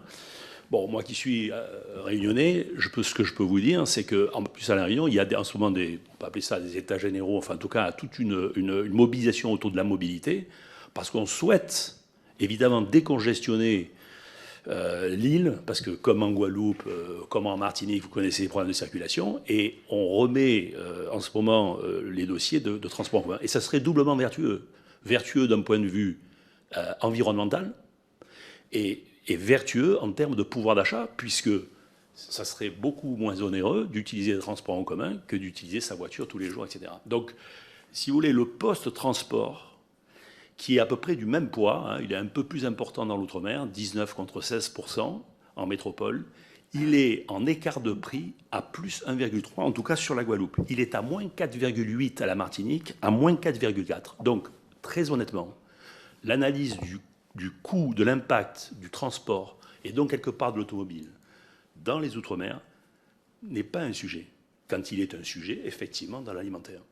Et pour faire le lien, parce que vous pourriez dire, mais c'est quand même très surprenant ces chiffres, mais en fait, ils se corrèlent. Comme dit Stéphane, on a des prix sur les voitures en accès. Par exemple, une Clio en Martinique vaut 3% moins cher qu'une Clio en métropole. C'est quand même surprenant, puisqu'on a aussi des surcoûts. Et qu'est-ce qui se passe? Les surcoûts sont souvent compensés par des politiques tarifaires des constructeurs. Et on en vient au tarif export. On n'est pas corrélé à la France. Nous dépendons de divisions internationales. Et ces divisions elles ont des stratégies de prix et de positionnement par rapport à la compétition. Ce que disait Stéphane, je peux acheter une Peugeot 208, je peux acheter une Hyundai i20, i10. C'est un marché qui est très, très, très concurrentiel. Résultat des courses, une partie des surcoûts sont compensés par les tarifs export. Et c'est une des solutions qu'on préconise aussi, de se dire que peut-être s'il y avait les tarifs export qui seraient justifiés par l'absence de services, on pourrait avoir quelque part des prix mieux positionnés peut-être sur les produits. Et c'est ce qui se passe dans notre métier, parce que nous ne sommes pas des simples concessionnaires, nous sommes des importateurs. Et le constructeur nous délègue des fonctions qu'il ne fait pas, et c'est à ce titre qu'il nous concentre des tarifs plus bas, et qui nous permet donc d'avoir des prix de revient plus bas, et finalement se positionner de manière très compétitive, en tout cas en particulier sur les produits d'entrée de gamme. C'est ça la réalité. Voilà. Excusez-moi, j'ai 3 questions courtes. La première, je m'adresse à M. Stéphane. Pour l'instant, on laisse terminer peut-être les réponses parce que M. Bermond souhaite intervenir. Oui, je vais apporter un certain nombre d'éclairages sur des points qui ont été évoqués. Le premier concerne la partie, vous aviez évoqué le conteneur de pâtes. Et je voulais revenir sur un point qu'avait évoqué Stéphane Ayotte, sur le fait qu'on a un conteneur qui, au départ, qui finalement coûte 5 000 € pour transporter une marchandise, quelle qu'elle soit. Ce point est déterminant, et bien souvent, on a le sentiment qu'il n'est recoupé que sous l'angle de position ou de points que pourrait détenir l'importateur, les importateurs que nous sommes à ce moment-là.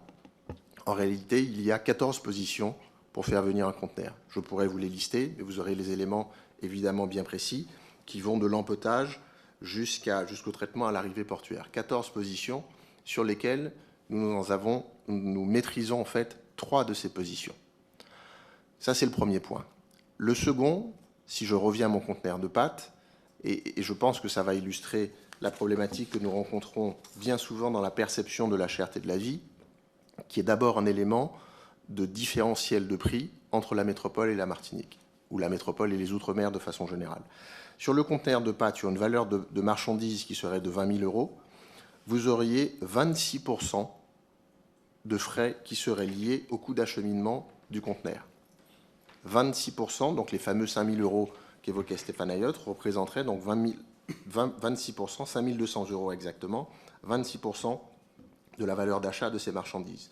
L'octroi de mer, si on est à la Martinique, représenterait, qui est à 9,5%, 2 379 €. Vous auriez évidemment les coûts en amont qu'avait également évoqué Stéphane Ayotte de centrales d'achat et de plateformes, qui ne représenteraient que 7%. Au final, vous vous retrouvez avec un conteneur de pâtes qui touche le sol de la Martinique 46% plus cher que son prix de départ. 46% plus cher, pourquoi? Avant de prendre, que ce soit un grossiste ou un importateur direct, n'a pris aucune marge. Autrement dit, vous avez déjà quasiment 50% de coûts supplémentaires avant que le produit ne soit vendu. Parce que vous avez une valeur de marchandise de 20 000 € et vous avez 5 000 € déjà qui sont affectés en fait à cette valeur de marchandise. Je prends un autre exemple qui est assez significatif et qui concerne l'eau. L'eau, c'est une faible valeur, vous avez 3 000 € d'achat pour un conteneur d'eau, un 40 pieds. Au final, les mêmes 5 000 € vont représenter 173% du coût d'acheminement. Le coût d'acheminement représentera 173% de la valeur de l'eau. Mes fameux 5 200 €. Vous voyez que la constance en fait de ces 5 200 € ne prend pas le même sens en fonction de la marchandise que vous transportez. Résultat, là encore en bout de chaîne, toute taxe et tout élément qui vient impacter cette valeur de marchandise au départ prend une proportion que je qualifierais d'inflationniste. L'octroi de mer sur l'eau qui est à 22,5 représentera 51% de la valeur en fait de la marchandise de départ. Voilà comment un produit sur lequel aucun acteur n'aura fait la moindre marge touchera le sol antillais 232% plus cher que sa valeur de départ. Personne n'a pris de marge à ce stade. Et à l'inverse, comme l'évoquait Stéphane Ayotte, vous avez le produit de télévision, le conteneur de télévision qui, pour une valeur de 500 000 euros va supporter également ces 5 000 euros. À la fin, 5 000 euros sur 500 000, c'est une quantité quasi négligeable. Ça représente 1%. L'octroi de mer est à 10%. Au final, vous avez un produit qui va revenir 19% plus cher que le prix de départ à la Martinique. Sauf qu'en plus, vous aurez un différentiel de TVA sur ce type de produit, TVA à 26 sur la métropole et à 8,5 par exemple sur la Martinique. Résultat, vous avez un produit qui peut être 10% plus cher arrivé à la Martinique. Ce qui veut bien dire qu'un certain nombre, qu'une catégorie de produits absorbe ou supporte l'impact du transport beaucoup mieux que d'autres. Lorsqu'on parle de cherté de la vie, je n'ai pas le sentiment qu'au départ, on parle de la télé Sony que l'on va acheter ou de l'iPhone que l'on va acheter. On parle des pâtes, du riz, des éléments essentiels à la nourriture, à l'alimentation, de nos compatriotes. C'est la raison pour laquelle, dans les propositions que nous avions faites, lorsqu'il y avait en face le bouclier qualité-prix qui est proposé en fait dans les territoires et qui va de 130 à 150 produits, nous nous sommes dit, l'approche qui peut être la bonne, c'est de tenir compte de cette problématique structurelle et de se dire, ben voilà, prenons en compte ces postes qui sont les plus importants, en l'occurrence le transport, le fret et l'octroi de mer qui peut avoir un impact non négligeable sur ces produits, sans pour autant pénaliser en fait les acteurs qui bénéficient de ces recettes, donc que ce soit la CMA, enfin en grande partie donc les compagnies maritimes ou les collectivités, et faisons en sorte que l'on puisse les soustraire du prix de revient des marchandises pour abaisser en fait sur des produits de première nécessité le coût de revient et donc le prix de revente. Et les reporter sur des produits, j'ai parlé de ma télé, si ma télé coûte, au lieu de coûter 10% plus cher, elle coûte 15% plus cher, mon iPhone coûte 5% plus cher ou 10% plus cher, j'ai le sentiment qu'on touche à des produits de dernière nécessité ou de moindre importance dans la vie courante d'un consommateur, en tout cas que ses pâtes, son riz et tous ces éléments qui contribuent à son alimentation. C'est la base et la réflexion en fait de notre principe de péréquation, tenant compte justement de cette structure de composition des prix. Et tant qu'on... Pardon ? Oui. Exactement, le 6e point. Cette solution, en fait, elle fait sens parce qu'elle permet non pas de toucher à 134 produits ou 150, comme il s'agit du bouclier prix à La Réunion, mais de 2500 produits. Donc la question est de savoir si on veut réellement agir structurellement pour la baisse des prix en Outre-mer. Il faut savoir aussi attaquer, premièrement, identifier correctement les problématiques, non pas avec un parti pris, mais avec une réalité d'éléments qui permettent d'agir efficacement et de proposer de vraies solutions. J'apporterai en fait deux réponses, notamment à la problématique d'abord d'achat que vous aviez évoquée, Monsieur le Président, sur le fait que nous achetons sur nos plateformes Carrefour. Nous achetons premièrement, globalement, notre marque propre. Chaque enseigne achète sa marque propre sur ces plateformes ou éventuellement sur des fournisseurs en direct. Nous avons en général 30% d'approvisionnement qui sont faits par ce biais, 35% qui sont avec des grossistes et le reste, 35 à 40% et 30% qui sont faits en fait avec la production locale. Nous faisons le choix d'approvisionner notre marque propre parce qu'évidemment, elle n'est pas produite localement et qu'elle est liée à notre franchiseur. Lorsque nous faisons ces choix, ce sont des choix d'optimisation. Partout où nous avons les volumes suffisants, nous cherchons à sourcer directement chez l'industriel. Nous acheminons cette marchandise dans nos entrepôts et ensuite nous la rapatrions sur nos territoires. Lorsque nous avons des références qui sont à faible rotation, nous les commandons, quel que soit le distributeur, sur nos plateformes, nous les acheminons en fait sur un entrepôt et ensuite la marchandise est acheminée. Donc voilà le processus en fait d'achat. S'agissant des surcoûts sur le stockage, bien évidemment, lorsque je vous ai évoqué les 35%, 35 ou 40% que nous achetons chez des grossistes, nous ne le faisons pas par plaisir. Comme l'a évoqué Stéphane Ayotte, si on pouvait supprimer un intermédiaire, quel qu'il soit, y compris s'il s'agit d'un grossiste du groupe. Je rappellerai que les grossistes, sur nos territoires, les grossistes que nous avons, dont nous détenons en tout cas les sociétés, ne représentent que 4% du chiffre d'affaires. Et ces mêmes grossistes sont amenés à servir aussi d'autres distributeurs sur le marché. Donc ça, c'est un élément important lorsqu'on parle justement de verticalité. Mais les grossistes, s'ils existent, c'est qu'ils ont un sens. Ils ont un sens notamment sur la partie stockage, pour la simple et bonne raison comme je vous l'ai rappelé, la multitude de références fait que nous ne pourrions pas stocker cette marchandise sur nos territoires, territoires sur lesquels le foncier est plus cher, le coût d'entrepôt, lorsqu'un entrepôt coûte 3 ou 4 euros du mètre carré sur la métropole, il en coûte 12 dans les Outre-mer. Donc il faudrait doubler nos surfaces pour pouvoir stocker ces produits. Et finalement, le consommateur lui-même paierait ce coût d'entreposage. Donc c'est une solution à moindre coût qui lui est proposée, même si elle reste coûteuse, elle reste mieux disante qu'une solution directe dans ces cas-là. Donc c'est important, là encore, j'illustre les mécanismes, parce que l'absence de connaissance des mécanismes nous fait malheureusement souvent digresser sur des solutions qui n'en sont pas, ou sur des recherches qui n'en sont pas. Enfin, je voudrais répondre à Madame la députée concernant la production locale. C'est un sujet, et Stéphane Ayotte l'a rappelé, qui est extrêmement important, et vous avez évoqué les parts. Les parts de la production locale dans nos linéaires sont variables en fonction de la structuration des filières. Plus vous êtes sur un territoire où les filières sont structurées et peuvent approvisionner correctement les magasins, ce qui est le cas de la Réunion, vous arrivez jusqu'à 35% de parts de marché. Aux Antilles, où nous avons plus de difficultés sur la structuration des filières, et c'est la raison pour laquelle nous pensons aussi que c'est une piste importante de développement de la production locale. Dans ce cas-là, nous sommes sur des parts de marché qui sont aux alentours de 20%. Néanmoins, la volonté, quelle que soit aujourd'hui cette part de marché, est de développer la production locale. Et je prends pour exemple la Martinique, bien évidemment, sur lesquels j'ai les magasins.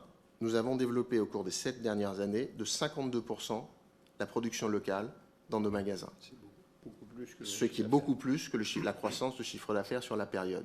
Parallèlement, nous avons fait un bilan il y a 2 mois avec 300 acteurs de la production locale que nous avons réunis et vis-à-vis desquels nous avons pris des engagements supplémentaires de développer encore la production locale de 30% sur les prochaines années, sur les 5 prochaines années, ce qui est un engagement évidemment très fort. Et vous évoquiez le sujet des petits artisans. Nous avons pris également comme mesure, favorable aussi au développement et à l'atteinte de cet objectif des 30%, non seulement de mettre 25% de notre budget communication sur la production locale, 15% de produits locaux supplémentaires dans nos prospectus, mais ce point, et vous l'entendrez, répond également à votre question, nous avons pris la décision de mettre en place des espaces tremplins dans nos magasins pour favoriser l'implantation de la petite production locale, donc celle qui majoritairement n'a pas accès à la distribution et qui peut se développer parce qu'on considère qu'ils ont besoin d'un coup de main, qu'ils ont besoin d'une aide. Non seulement nous favoriserions le règlement en fait pour ces fournisseurs, mais nous permettrions d'avoir une vitrine là où nous avons des centaines de milliers de clients qui passent dans nos magasins, de leur dire, voyez ce que nos artisans et ce que nos producteurs locaux sont capables de produire lorsqu'ils n'ont pas encore la surface nécessaire pour pouvoir se développer et être des produits quasiment permanents dans nos linéaires. Voilà. Je vais passer la parole au rapporteur qui a quelques questions ensuite. Je voudrais juste signaler que nous entamons notre 343e minute d'audition de la journée, ce qui commence à être conséquent. Donc, j'implore une forme de concision à notre rapporteur. Oui, 3 questions courtes, une 4e rapide. La première, je vous pose une question, je ne sais pas oui ou pas non. Reconnaissez-vous une accumulation de marge, oui ou non, dans la chaîne d'approvisionnement, notamment au niveau de la grande distribution et dans les autres secteurs? Deuxième question, reconnaissez-vous, oui ou non, des marges arrière ou des remises arrière? Je veux avoir ces réponses-là. Troisièmement, lorsqu'il y a eu la remise des 750 € de la CMA-CGM sous le coût du conteneur, qu'avez-vous fait concrètement en termes de répercussion sur le prix du consommateur? Et puis, dernière question, qui a été ouverte par la question de la production locale. Achetez-vous les produits de la production locale à prix inférieur au prix de sortie des fournisseurs locaux? Merci. Est-ce que vous pouvez préciser la dernière question? Je ne l'ai pas compris.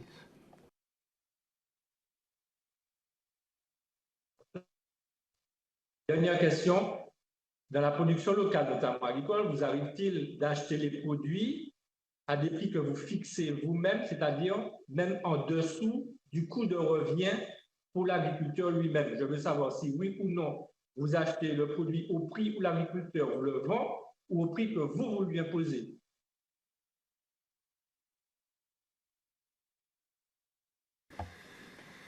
Monsieur le rapporteur, pour vous répondre rapidement, toute la démonstration, en tout cas tout le propos qu'on a tenu depuis le début, c'est pour essayer justement d'expliquer que nous ne faisons pas d'accumulation de marge, mais qu'hélas, nous accumulons des charges liées à des contraintes d'approvisionnement compliquées et contre lesquelles on ne trouve pas de solution. La Martinique est loin de la métropole et ces contraintes, elles sont structurelles et elles resteront. Les marges arrière existent en distribution, bien sûr, mais elles sont reversées aux magasins intégralement. Et les magasins, nos magasins, sans les marges arrière auxquelles elles ont droit, seraient morts, seraient tous fermés. Aucun n'a en marge avant suffisamment de marge pour vivre.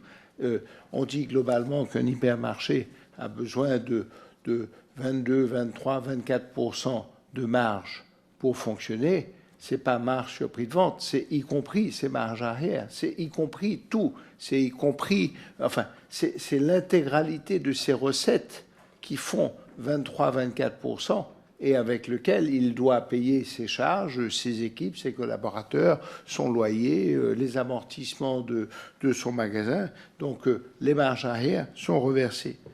La CMA-CGM fait 750 € de remise, et c'est très bien. La difficulté, c'est que dans le même temps, la fameuse BAF, cette fameuse taxe qui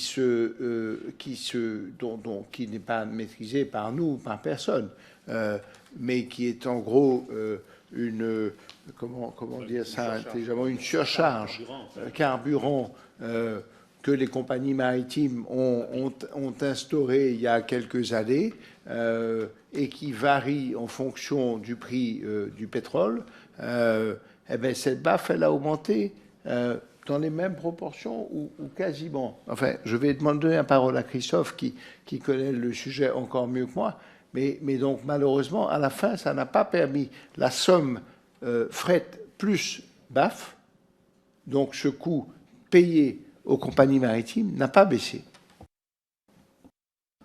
Oui, je rappellerai que la BAF actuellement, pour un 40 pieds, c'est 900 €. L'aide qui a été apportée est de 750 €.